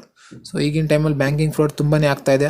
ಅದ್ರ ಮೇಲೆ ಒಂದು ಮೂವಿನೇ ಮಾಡಿದ್ದಾರೆ ನೆಟ್ಫ್ಲಿಕ್ಸ್ ಅವ್ರು, ನೋಡಿಬೇಕಂದ್ರೆ ತುಂಬ ಚೆನ್ನಾಗಿದೆ. ಜಮ್ತಾರಾ ಸ್ಕ್ಯಾಮ್ ಅಂತ ಒಂದು ಮೂವಿ ಇದೆ ಹಿಂದಿಲಿ, ನೋಡಿ ಚೆನ್ನಾಗಿದೆ. ನೆಕ್ಸ್ಟ್ ಹ್ಯಾಕಿಂಗ್ ಅಂದರೆ ವಿತೌಟ್ ಅವ್ರ ಕನ್ಸೆಂಟ್, ಅಂದರೆ ವಿತೌಟ್ ಅವ್ರ ಪರ್ಮಿಷನ್ ನೀವು ಅವರು ಅಕೌಂಟ್ನ ಅಥವಾ ಅವ್ರ ಇನ್ಫಾರ್ಮೇಷನ್ನ ನೋಡೋದಾಗಿರಲಿ, ಆದಿ बढ़ रही है, ಇದೆಲ್ಲ ಜಾಸ್ತಿ ಆಗ್ತಾ ಇದೆ. नेक्स्ट मुक्त वेबसाइट के कारण कुछ युवा पीढ़ियों से इनका दुरुपयोग होता है. ಸೊ ಮುಕ್ತ ವೆಬ್ಸೈಟ್ ಈಗಿನ ಟೈಮಲ್ಲಿ ಈ ಆರ್ಟಿಫಿಷಿಯಲ್ ಇಂಟೆಲಿಜೆನ್ಸ್ ಅಥವಾ ಮಷಿನ್ ಲರ್ನಿಂಗಿಂದ ಎಲ್ಲರೂ ಕಲ್ತ್ಕೊಂಡು ಏನು ಮಾಡ್ತಾರೆ ಅಂದರೆ ಚಾಟ್ ಬಾಟ್ಸ್ನ ಡೆವಲಪ್ ಮಾಡ್ತಾರೆ. ಇವಾಗ ಚಾಟ್ ಬಾಟ್ಸ್ ಅಂದರೆ ಏನು, ಸಪೋಸ್ ತೊಗೊಳ್ಳಿ ಯಾವುದಾದ್ರು ದೊಡ್ಡದು high website, high built website ನೀವೇನಾದ್ರು ಯಾವ ಥರ ನೋಡಿದ್ರೆ, ಸಪೋಸ್ ತೊಗೊಳ್ಳಿ ರೈಲ್ವೇಸ್ದಲ್ಲಿ ಇಲ್ಲ ಅನಿಸುತ್ತೆ, ಇದೆ ಅನಿಸುತ್ತೆ, ರೈಲ್ವೇಸ್ ಅಥವಾ ಕೆಲವು ಸಲ ಇದನ್ನು ನೋಡಿರ್ತೀರ, ಕೆಲವರು ಆನ್ಲೈನ್ ಅದನ್ನು ಸೈಟ್ಗಳು ನೋಡಿದ್ರೆ ನೀವು ಕಸ್ಟಮರ್ ಕೇರ್ನ ನೀವು ಮಾತಾಡೋ ಅವಶ್ಯಕತೆ ಬೇಡ, ಡೈರೆಕ್ಟಾಗಿ ಅಲ್ಲೊಂದು ಚಾಟ್ ಬಾಟ್ ಇರುತ್ತೆ. How are you, I am Alexa ಅಥವಾ I am Priya, how can you help you ಅಂತ ಮೆಸೇಜ್ ಮಾಡ್ತಾರೆ, ಆ ಕಡೆಯಿಂದ ಬರುತ್ತೆ. ಅದು ಯಾರು ಮೆಸೇಜ್ ಮಾಡ್ತಾ ಇಲ್ಲ, ಅದು ಆಲ್ರೆಡಿ ಇನ್ಬಿಲ್ಟ್ ಮೆಷಿನಲ್ಲಿ ಆಲ್ರೆಡಿ ಬಿಲ್ಟ್ ಮಾಡಿದ್ದಾರೆ, ಈ ರೀತಿ ಅದು ಮೆಸೇಜ್ ಮಾಡಿ ಅಂತ. ನೀವು ತಿರ್ಗಾ ಹಾಯ್ ಅಂತ ಕಳಿಸ್ತೀರಾ, ಅದು ತಿರ್ಗಾ ಹೌ ಆರ್ ಯು ಅಂತ ಕಳಿಸುತ್ತೆ. ಸೊ ಈ ರೀತಿ ಏನಾಗುತ್ತೆ ಅಂದರೆ ನಾವು ಏನು ಅನ್ಕೋತೀವಿ, ಕೆಲವರು ಹುಡುಗರು ಇರ್ತಾರೆ, ಹುಡುಗರು ಈ ರೀತಿ ಎಲ್ಲ ಹೋಗಿ ಸುಮ್ಮನೆ ಹಾಯ್ ಅಂತ ಮೆಸೇಜ್ ಮಾಡ್ತಾರೆ. ಮಷಿನ್ಗೆ ಆಲ್ರೆಡಿ ಫೀಡ್ ಆಗಿರುತ್ತೆ. ಹಾಯ್ ಅಂತ ಯಾರಾದರೂ ಮೆಸೇಜ್ ಮಾಡಿದ್ರೆ ಆ ಕಡೆಯಿಂದ ನೀನು hi how are you my dear ಅಂತ ಮಾಡು ಅಂತ ಅದು ಫೀಡ್ ಆಗಿರುತ್ತೆ. ಸೊ ಅದು ಆ ಕಡೆಯಿಂದ ಮೆಸೇಜ್ ಬರುತ್ತೆ. ನಾವು ನೋಡಿಬಿಟ್ಟು ನಾವು ಒಂಥರ ಇಮೋಷ್ನಲಿ ಅಥವಾ ಲವ್ ಅನ್ನೋ ನಂಗೆ ಯಾವುದೊಂದು ಹುಡುಗಿ ಮೆಸೇಜ್ ಮಾಡ್ತಾ ಇದ್ದಾಳೆ, ನೀವು ಯಾವುದೋ ಲೆವೆಲಲ್ಲಿ ಹೋಗ್ಬಿಟ್ಟು ಅದನ್ನು ಏನೇನೋ ಮೆಸೇಜ್ ಮಾಡ್ತೀರಾ. ಸೊ ಕೊನೆಗೆ ನಮಗೇನು ಸಿಗೋದಿಲ್ಲ, ನಾವು ಟೈಮ್ ವೇಸ್ಟ್ ಮಾಡ್ತೀವಿ. ಸೊ ಈ ರೀತಿಯಲ್ಲಿ ಹೇಳ್ತಾ ಇದ್ದಾರೆ. नेक्स्ट अनुपयुक्त और अनावश्यक जानकारी प्राप्त करके समय का दुरुपयोग होता है. ಇನ್ನೊಂದೇನೆಂದರೆ ಈಗಿನ ಟೈಮಲ್ಲಿ ಒಂದು ದರಿದ್ರದ್ದೇನೆಂದರೆ ಮೊದಲು ಸ್ವಲ್ಪ ಏನಾಗಿತ್ತು ಅಂದರೆ ರಿಸ್ಟ್ರಿಕ್ಷನ್ ಇತ್ತು. ಈಗಿನ ಟೈಮಲ್ಲಿ ಏನಾಗ್ತಾ ಇದೆ ಅಂದರೆ, ನಾನು ಓಪನ್ಲಿ ಹೇಳ್ಬಿಡ್ತೀನಪ್ಪ, ನೀವು ಆಲ್ರೆಡಿ 10th ಸ್ಟ್ಯಾಂಡರ್ಡಲ್ಲಿ ಇದ್ದೀರಾ, ಓಕೆ, ಏನು ಅದ್ರ ಬಗ್ಗೆ ಮುಚ್ಚಿಡೋ ಅವಶ್ಯಕತೆ ಇಲ್ಲ, ನಾವೆಲ್ಲ ಮಾತಾಡಬೇಕು ನಿಮ್ಮ ಜೊತೆ. ಇದನ್ನ ಬಗ್ಗೆ ಎಲ್ಲ ಎಷ್ಟು ಮುಚ್ಚಿಡ್ತೀವೋ ಅಷ್ಟು ಸಮಾಜದಲ್ಲಿ ಪ್ರಾಬ್ಲಮ್ ಆಗುತ್ತೆ. ಏನಂದರೆ ಈ ಸೆಕ್ಸ್ ಓರಿಯೆಂಟೆಡ್ ನೋಡಿರ್ತೀರಪ್ಪ, ಓಕೆ, ಯಾವುದನ್ನ ಹುಡುಗಿ ಆಗಿರಲಿ ಅಥವಾ ಏನೋ ಒಂದು ಸಾಂಗ್, ಓಕೆ, ಒಂಥರ ಇಲ್ಲಿಗಲ್ ಅಂತ ಇದ್ದೀನಿ, ಒಂಥರ ಏಜಿಗೆ ಅದು ಪ್ರಾಹಿಬಿಟೆಡ್ ಇರಬೇಕು, ಓಕೆ, ರಿಸ್ಟ್ರಿಕ್ಟೆಡ್ 18+ ಇರುತ್ತೆ. ಅದನ್ನು ಅಲ್ಲಿ ಲಿಂಕ್ ಏನೋ ಒಂದು ಬರ್ತಾ ಇರುತ್ತೆ, ನೀವು ಅದ್ರ ಮೇಲೆ ಕ್ಲಿಕ್ ಮಾಡ್ತೀರಾ ಆನ್ಲೈನು. ಅದರಿಂದ ನೀವು ಯಾವುದೋ ಒಂದು ಏನೋ ಒಂದು ವೆಬ್ಸೈಟ್ಗೆ ಹೋಗಿ ಅಲ್ಲಿ ನಿಮ್ಗೆ ಬೇಡದೇ ಇರೋ ಅವಶ್ಯಕತೆ ಇರುತ್ತೆ, ಓಕೆ, ಬೇಡದೇ ಇರೋ ವಸ್ತು ಇರುತ್ತೆ, ಅದನ್ನ ನೋಡ್ತೀರಾ, ಆಮೇಲೆ ಅದಕ್ಕೆ ಅಡಿಕ್ಟೆಡ್ ಆಗಿಬಿಡ್ತೀರಾ. ಓಕೆ, ತುಂಬ ಪ್ರಾಬ್ಲಮ್ಸ್ ಆಗ್ತದೆ ಸಮಾಜದಲ್ಲಿ. ಓಕೆ, ಈ ಬಾಯ್ಸಲ್ಲಿ, ಓಕೆ, ಅಥವಾ ಗರ್ಲ್ಸಲ್ಲಿ ಇದೆಲ್ಲ ಯಾಕೆ ಈ ರೀತಿ ಇಷ್ಟೆಲ್ಲ ಓದಿದ್ರು ಯಾಕೆ ಅವ್ರಿಗೆ ಏನು ಮಾಡಬೇಕಂತ ಅರ್ಥ ಆಗ್ತಾಯಿಲ್ಲ. ಯಾಕಂದರೆ ಈ ಆ್ಯಕ್ಟಿವಿಟೀಸ್ಗಳಿಂದನೇ ಇಂಟರ್ನೆಟ್ದು ಯೂಸೇಜ್ ಜಾಸ್ತಿ ಆಗಿಬಿಟ್ಟಿದೆ. ಸೊ ಇದೆಲ್ಲ ಪ್ರಾಬ್ಲಮ್ ಜಾಸ್ತಿ ಇನ್ಕ್ರೀಸ್ ಆಗ್ತಾ ಇದೆ ನಮ್ಮ ಇಂಡಿಯನ್ ಸಮಾಜದಲ್ಲಿ.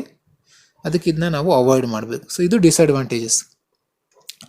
ನೆಕ್ಸ್ಟ್, ಸಂಚಾರ व सूचना के क्षेत्र में इंटरनेट का क्या महत्व है.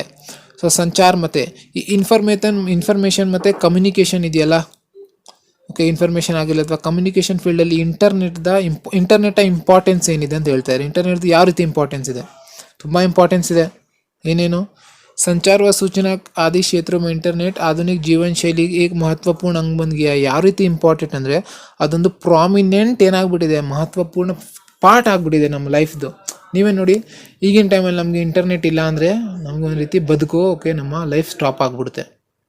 ಇಂಟರ್ನೆಟ್ಟಿಂದ ಇವಾಗ ಬಿಲ್ ಕಟ್ತಾ ಇದ್ದೀವಿ, ಎಜುಕೇಷನ್ ನಡೀತಾ ಇದೆ, ಓಕೆ, ನಾವು ಟೆಲಿವಿಷನ್ ಅಷ್ಟೊಂದು ಜನ ನೋಡ್ತಾ ಇಲ್ಲ, ಇವಾಗೆಲ್ಲ ಆನ್ಲೈನೇ ನೋಡ್ತಾ ಇದ್ದೀವಿ, ಯೂಟ್ಯೂಬ್ ನೋಡ್ತೀವಿ. ಯೂಟ್ಯೂಬೇ ಒಂದು ರೀತಿ ಟೆಲಿವಿಷನ್ ಥರ ಎಂಟರ್ಟೈನ್ಮೆಂಟ್ ಥರ ಆಗಿಬಿಟ್ಟಿದೆ ನಮಗೆ, ಓಕೆ, ಒಂದೊಂದು ಪಾರ್ಟ್ ಆಗಿಬಿಟ್ಟಿದೆ. ಸೊ ಇಸ್ಸೆ ಸಮಯ ಅವ್ರ ಧನ ಕಾ ಅಧಿಕ ವ್ಯಯ ನಹೀ ಹೋತಾ. ಸೊ ಈ ಇಂಟರ್ನೆಟ್ಟಿಂದ ನಾವು ಏನು ಮಾಡ್ಬೋದು, ವಿತಿನ್ ಸೆಕೆಂಡ್ಸಲ್ಲಿ ನಾವು ಮೆಸೇಜ್ ಕಳಿಸ್ಬೋದು, ಓಕೆ, ಟೈಮ್ ಕನ್ಸಂಪ್ಷನ್ ಆಗ್ತಾಯಿಲ್ಲ, ಟೈಮ್ ನಾವು ವಿತಿನ್ ಸೆಕೆಂಡ್ಸ್ ಮಾಡ್ತಾಯಿದ್ದೀವಿ. ನೆಕ್ಸ್ಟ್ ಇನ್ನೊಂದು ಕಾಸ್ಟ್, ಇವಾಗ ನೋಡಿ 1 GB 4 GB, ಓಕೆ, ವಡಾಫೋನ್ ಅವ್ರು 4 GB ಅಂತೆ, 2+2 ಇದೆಲ್ಲ ಪ್ಲ್ಯಾನ್ಸ್ ಯಾಕೆ ತರ್ತಾ ಇದ್ದಾರೆ, ನಮಗೋಸ್ಕರ ತರ್ತಾ ಇದ್ದಾರೆ. ನನ್ನ ಮಕ್ಕಳು ಬರಲಿ ನೋಡಲಿ, ಓಕೆ, ನಮ್ಮ ನೆಟ್ವರ್ಕ್ ಎಷ್ಟು ಫ್ರೀಯಾಗಿ ಕೊಡ್ತೀವಿ ಅಷ್ಟು ಇಂಟರ್ನೆಟ್ಟಿಂದ ಯೂಸ್ ಆಗಲಿ. ಪಾಸಿಟಿವಲ್ಲಿ ಯೂಸ್ ಮಾಡ್ಬೋದು, ಆದರೆ ನಾವು ಜಾಸ್ತಿ ಜನ ನೆಗೆಟಿವಲ್ಲಿ ಯೂಸ್ ಮಾಡ್ತೀವಿ. ಆದರೆ ಇದನ್ನಲ್ಲಿ ಪಾಸಿಟಿವ್ ಆಸ್ಪೆಕ್ಟ್ ನೋಡೋಣ. ಏನಂದರೆ ಈ ದುಡ್ಡು, ಓಕೆ, ದುಡ್ಡು ಜಾಸ್ತಿ ಖರ್ಚಾಗ್ತಾಯಿಲ್ಲ. ಮೊದಲಿನ ಟೈಮಲ್ಲಿ ನೋಡಿ, ಏನಾದ್ರು ನಾವು ಯಾರೊಬ್ಬ ಸೋಲ್ಜರು, ಓಕೆ, ಏನಾದರೂ ಲೆಟರ್ ಬರ್ದು ಅಥವಾ ಅವ್ರ ಫ್ಯಾಮಿಲಿ ಕಡೆಯಿಂದ ಏನೋ ಲೆಟರ್ ಬರಬೇಕಂದ್ರೆ 7 ದಿವಸ 10 ದಿವಸ ಆ ರೀತಿ, ಅಥವಾ ಬೇಗ ಮಾಡಬೇಕಂದ್ರೆ ಟೆಲಿಗ್ರಾಮ್ ಮಾಡಬೇಕಿತ್ತು. ಸೊ ಈ ರೀತಿ ಅದೆಲ್ಲ ಜಾಸ್ತಿ ಜನ ಟೆಲಿಗ್ರಾಮ್ ಎಲ್ಲ ಮಾಡ್ಬೇಕಂದ್ರೆ ದುಡ್ಡಿನ ಅವಶ್ಯಕತೆ. ಫ್ಯಾಕ್ಸ್ ಮಷಿನ್ ಇರ್ತಾಯಿತ್ತು, ಫ್ಯಾಕ್ಸಲ್ಲಿ ಕಳಿಸಿದ್ರೆ ಅದರಲ್ಲೂ ದುಡ್ಡು ಕಟ್ಟಲೇಬೇಕಲ್ಲಪ್ಪ. ಸೊ ಈಗಿನ ಟೈಮಲ್ಲಿ ಆ ರೀತಿ ಇಲ್ಲ. ಏನು ಮಾಡಬೇಕು, ಪಟ್ಟಂತ ನಾವು ಕಳಿಸ್ಬೋದು. ದುಡ್ಡು ಅಷ್ಟೇ, ಅದಷ್ಟೊಂದು ಜಾಸ್ತಿ ಏನು ಬೇಡ ನಮಗೆ. एक ही क्षण में किसी को भी चित्र, विचार, वीडियो को भेज सकते हैं. ಸೊ ಈಗಿನ ಟೈಮಲ್ಲಿ ಏನಾಗಿದೆ, ವಿತಿನ್ ಸೆಕೆಂಡ್ ವಾಟ್ಸಪ್ ಚಾಟ್ ಮಾಡ್ಬೋದು ನಾವು. ಓಕೆ, ನಮ್ಗೇನೋ ಮನಸ್ಸಲ್ಲಿ ಏನೋ ಫೀಲಿಂಗ್ ಇದ್ದರೆ ನಾವು ಕಳಿಸ್ಬೋದು, ಕಿಸಿ ಬಿ ಪಿಕ್ಚರ್ ಕಳಿಸ್ಬೋದು, ವಿಡಿಯೋ ಶೇರ್ ಮಾಡ್ಬೋದು. ಓಕೆ, ಇದನ್ನೆಲ್ಲ ನಾವು ಮಾಡ್ಬೋದಪ್ಪ ಈಗಿನ ಟೈಮಲ್ಲಿ. ಅರ್ಥ ಆಗ್ತಾ ಇದೆಯಾ? ಸೊ नेक्स्ट क्वेश्चन ನೋಡೋಣ. लेखक को भेजे गए निमंत्रण पत्र में क्या लिखा गया था, स्पष्ट कीजिए. ಸೊ ಲೇಖಕ್ ಯಾರಿಲ್ಲಿ ಇಮಾನ್ದಾರೋಕೆ ಸಮ್ಮೇಳನ ಬರೆದಿರೋದು ಯಾರು, ಹರಿಶಂಕರ್ ಪ್ರಸಾದ್ ಜಿ ಅವ್ರಿಗೆ. ಈ ಕೆಲವು ಗ್ರೂಪ್ ಆಫ್ ಮೆಂಬರ್ಸ್ ಏನು ಮಾಡ್ತಾರೆ ಅಂದರೆ ಒಂದು ಸಮ್ಮೇಳನ ಮಾಡಿರ್ತಾರೆ. ಆ ಸಮ್ಮೇಳನಗೆ ಇನ್ವೈಟ್ ಮಾಡೋದಕ್ಕೆ ಒಂದು ಇನ್ವಿಟೇಷನ್ ಲೆಟರ್ ಕಳಿಸಿರ್ತಾರೆ. ಸೊ ಆ ಇನ್ವಿಟೇಷನ್ ಲೆಟರಲ್ಲಿ ಏನೇನು ಬರೆದಿತ್ತು ಅದನ್ನ ಎಕ್ಸ್ಪ್ಲೇನ್ ಮಾಡಿ ಅಂತ ಹೇಳ್ತಾ ಇದ್ದಾರೆ. ಸೊ ಕ್ಯಾ लिखा गया था कि हम लोग इस शहर में एक ईमानदार सम्मेलन कर रहे हैं, आप देश के प्रसिद्ध ईमानदार है. ಸೊ ನಾವು ನಮ್ಮ ಸಿಟಿಯಲ್ಲಿ ಏನು ಮಾಡ್ತಾ ಇದ್ದೀವಿ ಅಥವಾ ನಮ್ಮ ಊರಲ್ಲಿ ಏನು ಮಾಡ್ತಾ ಇದ್ದೀವಿ, ಒಂದು ಇಮಾನ್ದಾರ್, ಈ ಹಾನೆಸ್ಟ್ ಪರ್ಸನ್ಸ್ನ ಎಲ್ಲರನ್ನೂ ಗ್ಯಾದರ್ ಮಾಡಿಸಿ ಒಂದು ಸಮ್ಮೇಳನ ಮಾಡ್ತಾ ಇದ್ದೀವಿ. ಸೊ ನೀವೇನು ಮಾಡಿ, ನೀವು ಈ ದೇಶದ ಪ್ರಸಿದ್ಧ ಇಮಾನ್ದಾರ್. ಸೊ ನೀವು ನಮ್ಮ ದೇಶದ ಒಬ್ಬರು ಪ್ರಸಿದ್ಧ ಫೇಮಸ್ ಇಮಾನ್ದಾರ್ ನೀವು. ಸೊ ನೀವೇನು ಮಾಡಬೇಕು, ಆಪ್ಗೆ ಆಗಮನ ಸೆ ಇಮಾನ್ದಾರೋಗಿ ಬಡಿ ಪ್ರೇರಣಾ ಮಿಲೇಗಿ. ಸೊ ನೀವೇನಾದ್ರು ಇದಕ್ಕೆ ಅಟೆಂಡ್ ಆದರೆ ಬೇರೆಯವರು, ಓಕೆ, ನಿಮ್ಮನ್ನ ಯಾರು ಫಾಲೋ ಮಾಡ್ತಾ ಇದ್ದಾರೆ ಅಥವಾ ಉಳಿದಿರೋ ಇಮಾನ್ದಾರ್ ವ್ಯಕ್ತಿಗಳು, ಅವ್ರಿಗೆ ಒಂಥರ ಇನ್ಸ್ಪಿರೇಷನ್ ಥರ ಸಿಗುತ್ತೆ ಅಥವಾ ಮೋಟಿವೇಶನ್ ಥರ. ಇಸ್ಲಿಯೇ ಆಪ್ ಈ ಸಮ್ಮೇಳನಕ್ಕೆ ಉದ್ಘಾಟನೆ ಕರಿ. ಅದಕ್ಕೆ ನೀವು ಇಲ್ಲಿ ಬಂದು ಈ ಸಮ್ಮೇಳನದ ಉದ್ಘಾಟನೆ ಮಾಡಿ, ಇನಾಗ್ರೇಷನ್ ಮಾಡಿ. हम आपको आने जाने का पहले दर्जे का किराया देंगे, आवास, भोजन आदि उत्तम व्यवस्था करेंगे. ಸೊ ಫ್ರೀಯಾಗಂತೂ ಯಾರು ಹೋಗೋದಿಲ್ಲ. ನೋಡಿರ್ತೀರಾ, ಯಾರಾದರೂ ಸೆಲಿಬ್ರಿಟೀಸ್ನ ನೀವು ಫಂಕ್ಷನ್ ಕರೀರಿ, ಬೇಕು ಅಂತ ನಕರಗಳು ಮಾಡ್ತಾರೆ. ಈ ಟೈಮ್ ಸ್ಲಾಟ್ ಇಲ್ಲ, ನಾನು ಈ ವೀಕ್ ಫ್ರೀ ಇಲ್ಲ. ಅವ್ರು ಫ್ರೀ ಇರ್ತಾರೆ, ಅವ್ರ ಕೆಲಸ ಏನಿದೆ, ಅವ್ರು ಫೇಮಸ್ ಆಗೋದೇ ಇದಕ್ಕೋಸ್ಕರ ಮಾಡೋದಕ್ಕೆ. ಓಕೆ, ಎಲ್ಲರ ಬಗ್ಗೆ ನಾನು ಹೇಳ್ತಾ ಇಲ್ಲ, ಕೆಲವರು ಓಕೆ ಅವ್ರ ಹತ್ರ ಏನು ಕೆಲಸ ಎಕ್ಸಾಕ್ಟಾಗಿ ಯಾವಾಗಲೂ ಕೆಲಸ ಇರುತ್ತೆ, ಅವ್ರಿಗೆ ಕೆಲಸ ಇರೋದಿಲ್ಲ. ಸೊ ಯೂಶಲಿ ಅವ್ರು ಏನು ಮಾಡ್ತಾರೆ, ಇದನ್ನೆಲ್ಲ ಸಿಗಲಿ ಅಂತ ವೆಯ್ಟ್ ಮಾಡ್ತಾರೆ. ಆದರೂ ಬಿಲ್ಡಪ್ಗಳು. ಓಕೆ, ಸೊ ಈ ರೀತಿ ಫ್ರೀಯಾಗಿ ಬರೋದಿಲ್ಲ. ಸೊ ಏನು ದುಡ್ಡು ಕೇಳ್ತಾರೆ. ಸೊ ದುಡ್ಡು ಇವ್ರು ಕೊಡಲೇಬೇಕಲ್ಲ. ಸೊ ಹೋಗೋ ಬರೋದಕ್ಕೆ ಏನು ಮಾಡ್ತಾರೆ, ಪೆಹಲೆ ದರ್ಜೆ ಕಾ ಕಿರಾಯ. ಪೆಹಲೆ ದರ್ಜೆ ಅಂದರೆ ಫಸ್ಟ್ ಕ್ಲಾಸ್ ಟಿಕೆಟ್ಸ್ಗೆ ಎಷ್ಟು ಚಾರ್ಜಸ್ ಬೇಕಾದ ಅದನ್ನು ನಾವು ಕೊಡ್ತೀವಿ. ಇದು ಕೊಡೋ ಅವಶ್ಯಕತೆಯೂ ಇದೆ. ನೋಡಿ, ಏನಾದರೂ ಕೊಡಲಿಲ್ಲ ಅಂದರೆ, ಓಕೆ, ಇಲ್ಲಿ ಏನಾಗ್ತಾ ಇದೆ ಅಂದರೆ, ಎಸ್ಪೆಷಲಿ ನಾನು ಆ್ಯಸ್ ಎ ಹಿಪಾಪ್ ಕಮ್ಯುನಿಟಿ ಕಡೆಯಿಂದ ಬರ್ತೀನಿ, ನನಗೆ ಹಿಪಾಪ್ ಅಂದರೆ ತುಂಬ ಇಷ್ಟ ಇದೆ. ಇಲ್ಲಿ ಕೆಲವರೆಲ್ಲ ಏನು ಮಾಡ್ತಾರೆ ಅಂದರೆ, ಈ ಹಿಪಾಪ್ ನಾಲೆಜ್ ತುಂಬ ಇನ್ಫೈನೈಟ್ ನಾಲೆಜ್ ಇದು. ಇದನ್ನು ಕೆಲವರು ಫ್ರೀಯಾಗಿ ಕೊಡೋದಕ್ಕೆ ಸ್ಟಾರ್ಟ್ ಮಾಡ್ತಾರೆ. ಕೆಲವು ಟೀಚರ್ಸ್ಗಳು. ಓಕೆ, ಕೆಲವ್ರಿಗೆ ಬರೋದಿಲ್ಲ, ಆದರೂ ಅದನ್ನು ಏನೇನೋ ಜಂಬಲ್ ಮಾಡಿ ಏನೇನೋ ಹೇಳ್ಕೊಡ್ತಾರೆ. ಅವ್ರು ಇಷ್ಟ ಆದವ್ರು ಹೇಳ್ಕೊಡ್ಲಿ. ಆದರೆ ಕೆಲವು ಕಡೆ ತಪ್ಪಿದ್ದು.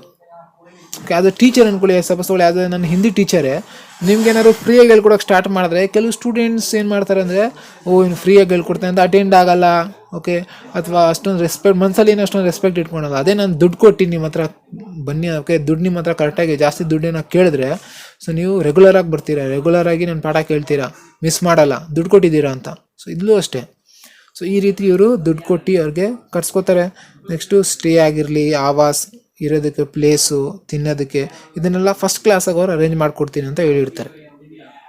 ಸೊ ಎಲ್ಲ ಗಿವ್ ಆ್ಯಂಡ್ ಟೇಕ್ ಅಪ್ಪ. ಫ್ರೀ ಅನ್ನೋದು ಈ ವರ್ಡಲ್ಲಿ ಫ್ರೀ ಅನ್ನೋದೇನಿಲ್ಲ, ಎಲ್ಲ ಗಿವ್ ಆ್ಯಂಡ್ ಟೇಕ್.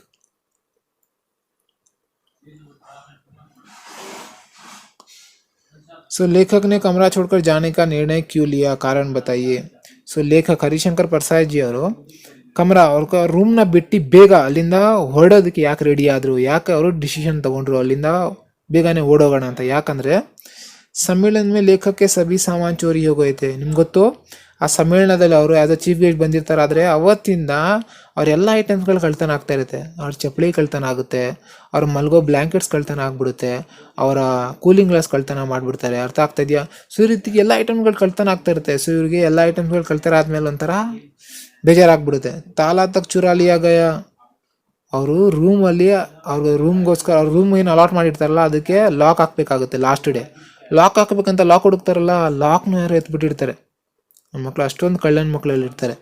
ಅವೇ ಬಚೆ ಥೇ ಅಂದರೆ ಅವ್ರು ಮಾತ್ರ ಇವ ಉಳಿದಿದ್ರು. ಏನಾದರೂ ಅಗರ್ ವೇ ವಹಿ ರುಕ್ತೆ ತೋ ಉನ್ನೇ ಹಿ ಚುರಾ ಲಿಯಾ ಜಾ ಸಕ್ತಾ ಥಾ. ಏನಾದ್ರು ಅವರು ಒಂದು 5 ನಿಮಿಷ ಏನಾದರೂ ಅಲ್ಲಿ ಇದ್ಬಿಟ್ಟಿದ್ರೆ ಅವ್ರನ್ನೇ ಯಾರೋ ಕಳ್ತನ ಮಾಡ್ಬೋದು, ಅವ್ರನ್ನೇ ಯಾರೋ ಎತ್ಬಿಡ್ತಾಯಿದ್ರು.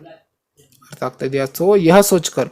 ಸೊ ಇದರಿಂದ ಅವ್ರು ಏನು ಮಾಡಿದ್ರು, ಕಮರಾ छोड़कर जाने का निर्णय लिया.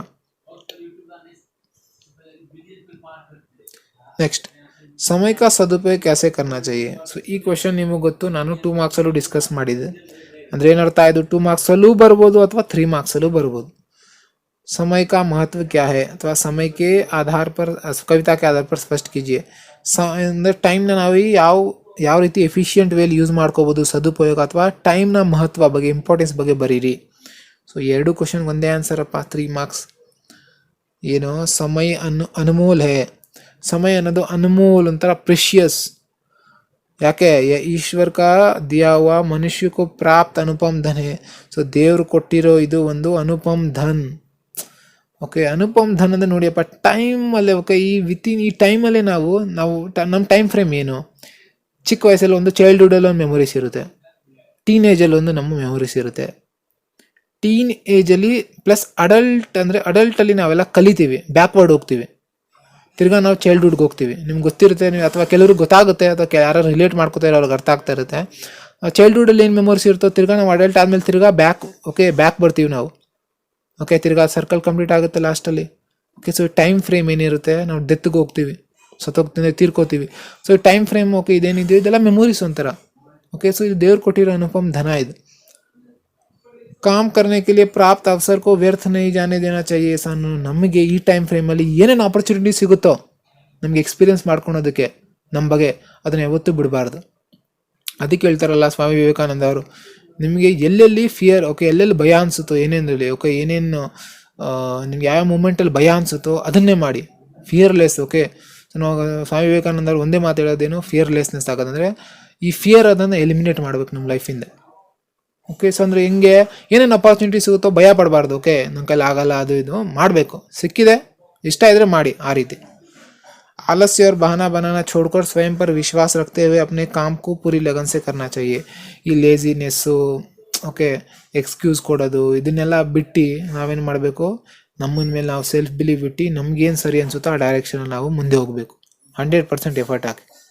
ಅರ್ಥ ಆಗ್ತಾ ಇದೆಯಾ? नेक्स्ट, महिला के साहस गाथा पाठ से क्या संदेश मिलता है. ನೆಕ್ಸ್ಟ್ ಮಹಿಳಾ ಕೆ ಸಾಹಸ್ ಗಾಥಾ, ಅದು ಬಚೇಂದ್ರಿ ಪಾಲ್ ಲೆಸನ್. ಸೊ ಅಲ್ಲಿ ಏನು ಕೇಳ್ತಾರೆ ಅಂದರೆ, ಈ ಲೆಸನಿಂದ ನಮಗೆ ಏನೇನು ಕಲಿಕೆ ಸಿಗುತ್ತೆ, ಏನೇನು ನಾವು ಕಲಿಬೋದು, ಮೆಸೇಜ್ ಏನೇನು ಸಿಗುತ್ತೆ ನಮಗೆ. ಒಂದೇನು ಸಾಹಸ್ ಗುಣ್, ದೃಢ ನಿಶ್ಚಯ್. ಸಾಹಸ್ ಗುಣ್ ಅಂದರೆ ಏನು, ಬ್ರೇವರಿ. ಓಕೆ, ನೆಕ್ಸ್ಟು ಅಥವಾ ಬೋಲ್ಡ್ನೆಸ್, ದೃಢ ನಿಶ್ಚಯ್, ಸೆಲ್ಫ್ ಕಮಿಟ್ಮೆಂಟ್, ಅಥಕ್ ಪರಿಶ್ರಮ, ಹಾರ್ಡ್ ವರ್ಕ್. ಇದನ್ನೆಲ್ಲ ನಾವು ಕಲ್ತು ನಮ್ಮ ಜೀವನದಲ್ಲಿ ಅಳವಡಿಸ್ಕೋಬೋದು. ನೆಕ್ಸ್ಟ್ ಮುಸೀಬತೋ ಕಾ ಸಾಮ್ನಾ ಕರ್ನಾ. ಮುಸೀಬತೋ ಕಾ ಅಂದರೆ ಪ್ರಾಬ್ಲಮ್ಸ್ನ ಫೇಸ್ ಮಾಡೋದು ಯಾವ ರೀತಿ. ಲೈಫ್ ಅನ್ನೋದು ನೋಡಿದ್ಯಾ. ಓಕೆ, ಲೈಫ್ ಅನ್ನೋದು ಇವಾಗ ಹೇಳಿದ್ನಲ್ಲ, ಬರೀ ಅಪಾರ್ಚುನಿಟಿ ಸಿಗೋದು ದೊಡ್ಡ ವಿಷಯ ಅಲ್ಲ. ಅದರಲ್ಲಿ ಕೆಲವು ಪ್ರಾಬ್ಲಮ್ಸ್ಗಳಿದೆ, ಅಬ್ಸ್ಟೇಕಲ್ಸ್ಗಳಿದೆ, ಅದನ್ನು ಅರ್ಥ ಮಾಡ್ಕೊಂಡು ಅದನ್ನೇ ನಾವು ಅಪಾರ್ಚುನಿಟಿ ಥರ ಕನ್ವರ್ಟ್ ಮಾಡಬೇಕು. ಅದೇ ದೊಡ್ಡ ವಿಷಯ. ಇವಾಗ ಇಲ್ಲಿ ಈ ಲೆಸನಲ್ಲಿ ನೋಡಿರ್ತೀರಾ, ಹಿಮಾಲಯನ್ ರೇಂಜಸ್ ಇದೆ, ಬಚೇಂದ್ರಿ ಪಾಲ್ ಈ ರೀತಿ ಕ್ರಾಸ್ ಮಾಡಿ ಪೀಕಿಗೆ ರೀಚ್ ಆಗಿದ್ದಾರೆ. ನೋಡಿದಿರೋ ಲೆಸನಲ್ಲಿ ಎಷ್ಟು ಕಷ್ಟಗಳು ಸಿಗುತ್ತೆ ಅವ್ರಿಗೆ. ಸ್ಟಾರ್ಟಿಂಗಲ್ಲಿ ಅವರು ಹತ್ತೋದಕ್ಕೆ ಇಲ್ಲಿ ಸ್ಟಾರ್ಟಿಂಗಲ್ಲಿ ಕಷ್ಟ ಆಗುತ್ತೆ, ಮಿಡ್ಲಲ್ಲಿ ಇಲ್ಲೆಲ್ಲೋ ಕಷ್ಟ ಆಗುತ್ತೆ, ದಕ್ಷಿಣಿ ಶಿಖರ್ ಬಂದಾಗ ಅಲ್ಲೂ ಕಷ್ಟ ಆಗುತ್ತೆ. ವಿಂಡ್ ಎಲ್ಲ ಚೇಂಜ್ ಆಗ್ತಾ ಇರುತ್ತೆ, ವಿಂಡ್ ಜೋರಾಗಿ ಬ್ಲೋ ಆಗುತ್ತೆ, ಪಾಪ ಅಷ್ಟು ಚಳಿ. ಓಕೆ, ಸೊ ಆ ಟೈಮಲ್ಲಿ ಇದೇ ರೀತಿ ಲೈಫು ಅಷ್ಟೇ, ತುಂಬ ಕಷ್ಟಗಳು ಬರುತ್ತೆ. ಅಂದರೆ ಹಂಗಂತ ಅವರು ಎಲ್ಲಾದರೂ ಒಂದು ಪಾಯಿಂಟಲ್ಲಿ ನನ್ನ ಕೈಲಿ ಆಗಲ್ಲ ಅಂತ ಇಳಿದು ಬಂದುಬಿಟ್ರೆ, ಇಲ್ಲ, ಅವ್ರು ಪೀಕ್ವರೆಗೂ ರೀಚ್ ಆದರು. ಸೊ ಇದೇ ರೀತಿ ನಾವು ಪ್ರಾಬ್ಲಮ್ಸ್ನ ಫೇಸ್ ಮಾಡೋದನ್ನ ಕಲಿಬೇಕು ನಾವು. ನೆಕ್ಸ್ಟ್, ಹಿಮಾಲಯ ಕಿ ऊंची चोटियों की जानकारी भी प्राप्त होती है. ಸೊ ಹಿಮಾಲಯ ರೇಂಜಸ್ ಬಗ್ಗೆ ನಮಗೆ ಇಲ್ಲಿ ಕೆಲವು ಇನ್ಫಾರ್ಮೇಷನ್ ಗೊತ್ತಾಗುತ್ತೆ, ಜಾಸ್ತಿ ಅಲ್ಲ, ಕೆಲವು ಇನ್ಫಾರ್ಮೇಷನ್. नेक्स्ट, एवरेस्ट की चोटी पर पहुंचकर बचेंद्री ने क्या किया. एवरेस्ट की चोटी पर, ಮೌಂಟ್ ಎವರೆಸ್ಟ್ ಮೇಲೆ ಹತ್ತಾದ ಮೇಲೆ, ಪೀಕ್ ಮೇಲೆ, ಅಲ್ಲಿ ಕೆಲವು ಆಕ್ಟಿವಿಟೀಸ್ನ ಪರ್ಫಾರ್ಮ್ ಮಾಡ್ತಾರೆ ಯಾರು, ಬಚೇಂದ್ರಿ ಪಾಲ್. ಸೊ ಏನೇನು ಆಕ್ಟಿವಿಟೀಸ್ ಮಾಡಿದ್ರು ಅಂತ ಕ್ವಶನ್. बचेंद्री पाल फावड़े से पहले बर्फ की खुदाई कर अपने आप को सुरक्षित करके अपने घुटनों के बल बैठती है. ಫಸ್ಟ್ ಏನು ಮಾಡ್ತಾರೆ ಅಂದರೆ, ಅವರು ಮಂಡಿ ಕಾಲಲ್ಲಿ ಕುತ್ಕೋತಾರೆ ಯಾರೋ ಬಚೇಂದ್ರಿ ಪಾಲ್. ಸೊ ಅಲ್ಲಿ ಕುತ್ಕೋಬೇಕಂದ್ರೆ ಫಸ್ಟು ಜಾಗ ರೆಡಿ ಮಾಡ್ಕೋಬೇಕಾದ್ರೆ, ಪೀಕಲ್ಲಿ ಅಂದರೆ ನಾವು ಹೈಟ್ ರೀಚ್ ಆಗ್ತಾ ಸ್ಪೇಸು ಏನಾಗುತ್ತೆ, ಜಾಗ ಕಡೆ ಶ್ರಿಂಕ್ ಆಗುತ್ತೆ. ಸೊ ಆ ಜಾಗನ ಫಸ್ಟ್ ರೆಡಿ ಮಾಡ್ಕೋತಾರೆ ಕುತ್ಕೊಳೋದಕ್ಕೆ. ಸೊ ಏನು ಮಾಡ್ತಾರೆ, ಆ್ಯಕ್ಸ್ ಇರ್ತಲ್ಲ ಫಾವಡ, ಅದನ್ನು ಈ ರೀತಿ ಕೆತ್ತಿ, ಓಕೆ ಈ ರೀತಿ ಡಿಗ್ ಮಾಡಿ ಸ್ಪೇಸ್ ರೆಡಿ ಮಾಡ್ಕೋತಾರೆ. ನೆಕ್ಸ್ಟು, बिना उठे अपने थैली से हनुमान चालीसा और दुर्गा माँ का चित्र निकाला. ಸೊ ಈ ರೀತಿ ಅಲ್ಲೇ ಕುತ್ಕೊಂಡು ಅವರೊಂದು ಬ್ಯಾಗ್ ತಂದಿರ್ತಾರೆ, ಒಂದು ತೈಲ. ಆ ತೈಲದಲ್ಲಿ ದುರ್ಗಾಮಾ, ಓಕೆ ದೇವ್ರು ಇದೆ, ದುರ್ಗಾ ಮಾತಾ.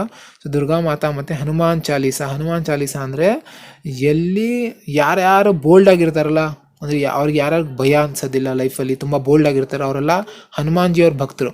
ಸೊ ಹನುಮಾನ್ಜಿಯವ್ರ ಮೇಲೆ ಒಂದು ಪೊಯಮ್ ಇದೆ, ಹನುಮಾನ್ ಚಾಲೀಸ ಅಂತ. ಸೊ ಅದನ್ನು ಅವರು ಇಟ್ಕೊಂಡಿರ್ತಾರೆ, ಅದನ್ನ ಅವ್ರು ತಂದಿರ್ತಾರೆ.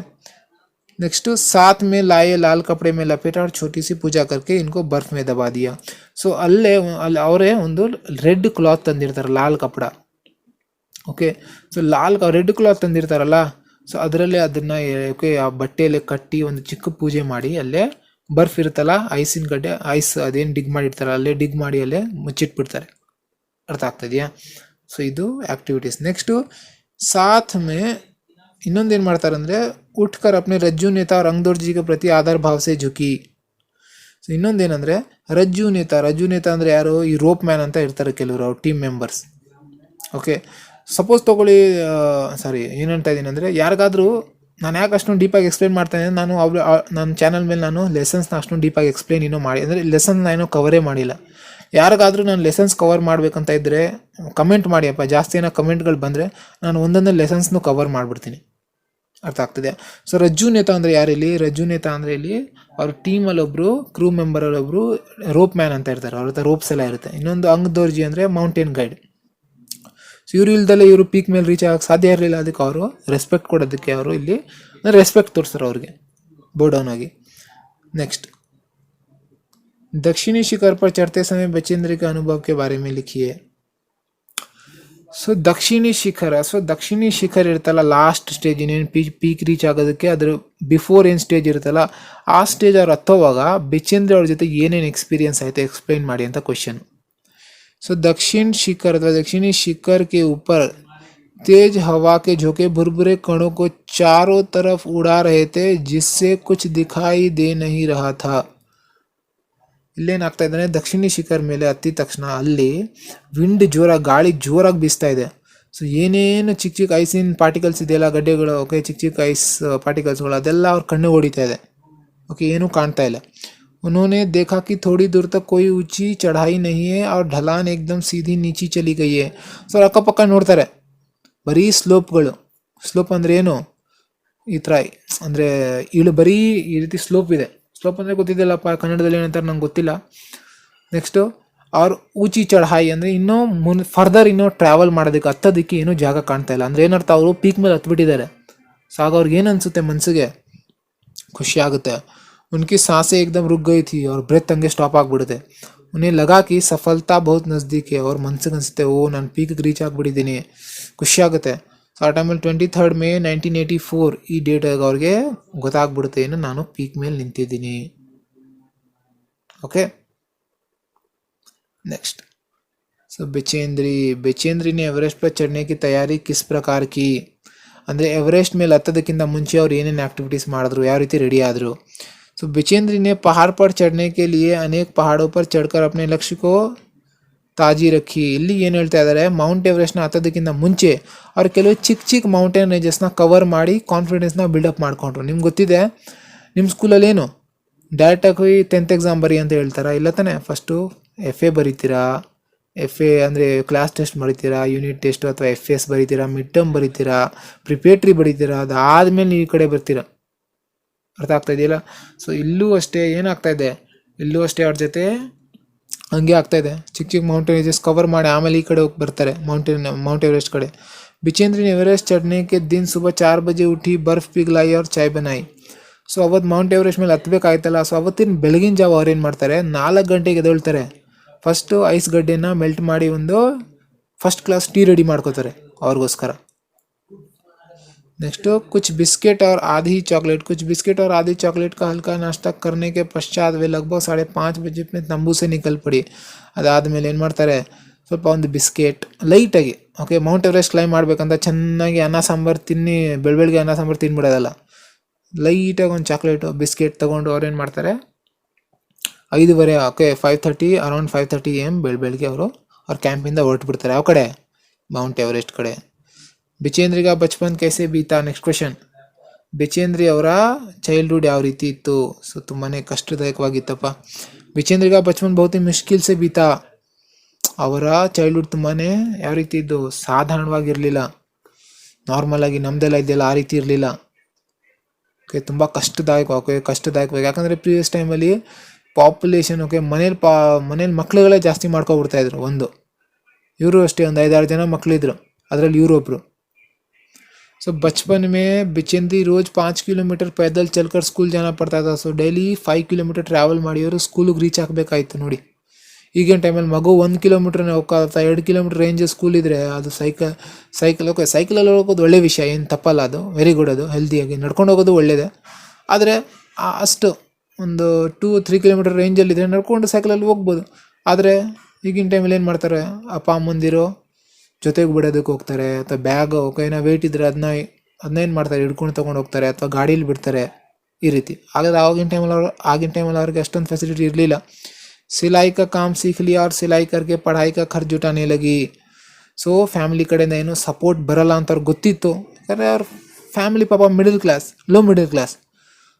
ಓಕೆ, ಪದೇ ಪದೇ ನಾವು ಎಲ್ಲಿಂದ ಕೇಳೋಕ್ಕಾಗುತ್ತೆ ದುಡ್ಡು, ಅಪ್ಪ ಅಮ್ಮ ಕಷ್ಟ ನಾವು ಅರ್ಥ ಮಾಡ್ಕೋಬೇಕು. ಸೊ ಇವರು ಅರ್ಥ ಮಾಡ್ಕೊಂಡು ಏನು ಮಾಡಿದ್ರು, ಟೈಲರಿಂಗ್ ಕೆಲಸ, ಬಟ್ಟೆನ ಹೊಲಿಯೋ ಕೆಲಸನ ಕಲ್ತ್ಕೊಂಡ್ರು. ಸೊ ಅದನ್ನ ಕಲ್ತ್ಕೊಂಡು ಅವ್ರು ಏನು ಮಾಡಿದ್ರು, ಸಿಲಾಯಿ ಕರ್ನ ಸೀಖ್ ಲಿಯಾ ಅವ್ರ ಸಿಲಾಯಿ ಕರ್ಕೆ ಟೈಲರಿಂಗಲ್ಲಿ ಏನು ದುಡ್ಡು ಬರ್ತಾ ಇತ್ತಲ್ಲ ಕೆಲಸ ಮಾಡಿ ಅದರಿಂದ ಅವರು ಫರ್ದರ್ ಸ್ಟಡೀಸ್ನ ಅವರು ಮುಗಿಸಿದ್ರು. ಭಾಯ್ ಕೋ ದೇಖ್ಕರ್ ಪಹಾಡ್ ಪರ್ ಚढ़ने का ನಿಶ್ಚಯ ಕರ್ ಲಿಯಾ. ಸೊ ಅವ್ರ ಅಣ್ಣನಿಗೆ ಏನಾಗಿತ್ತು, ಮೌಂಟೇನ್ ಮೇಲೆ ಹತ್ತೋದು ತುಂಬ ಇಷ್ಟ ಆಗ್ತಾ ಇತ್ತು. ಸೊ ಅವ್ರನ್ನ ನೋಡಿ ಇವರು ಹತ್ತಬೇಕಂತ ಡಿಸೈಡ್ ಮಾಡ್ತಾರೆ. ನೆಕ್ಸ್ಟ್ ಲಾಸ್ಟ್ ಲೆಸನ್, ಕರ್ನಾಟಕ ಪ್ರಾಕೃತಿಕ ಸೌಂದರ್ಯ ಕಾ ವರ್ಣನ್ ಕೀಜಿಯೇ.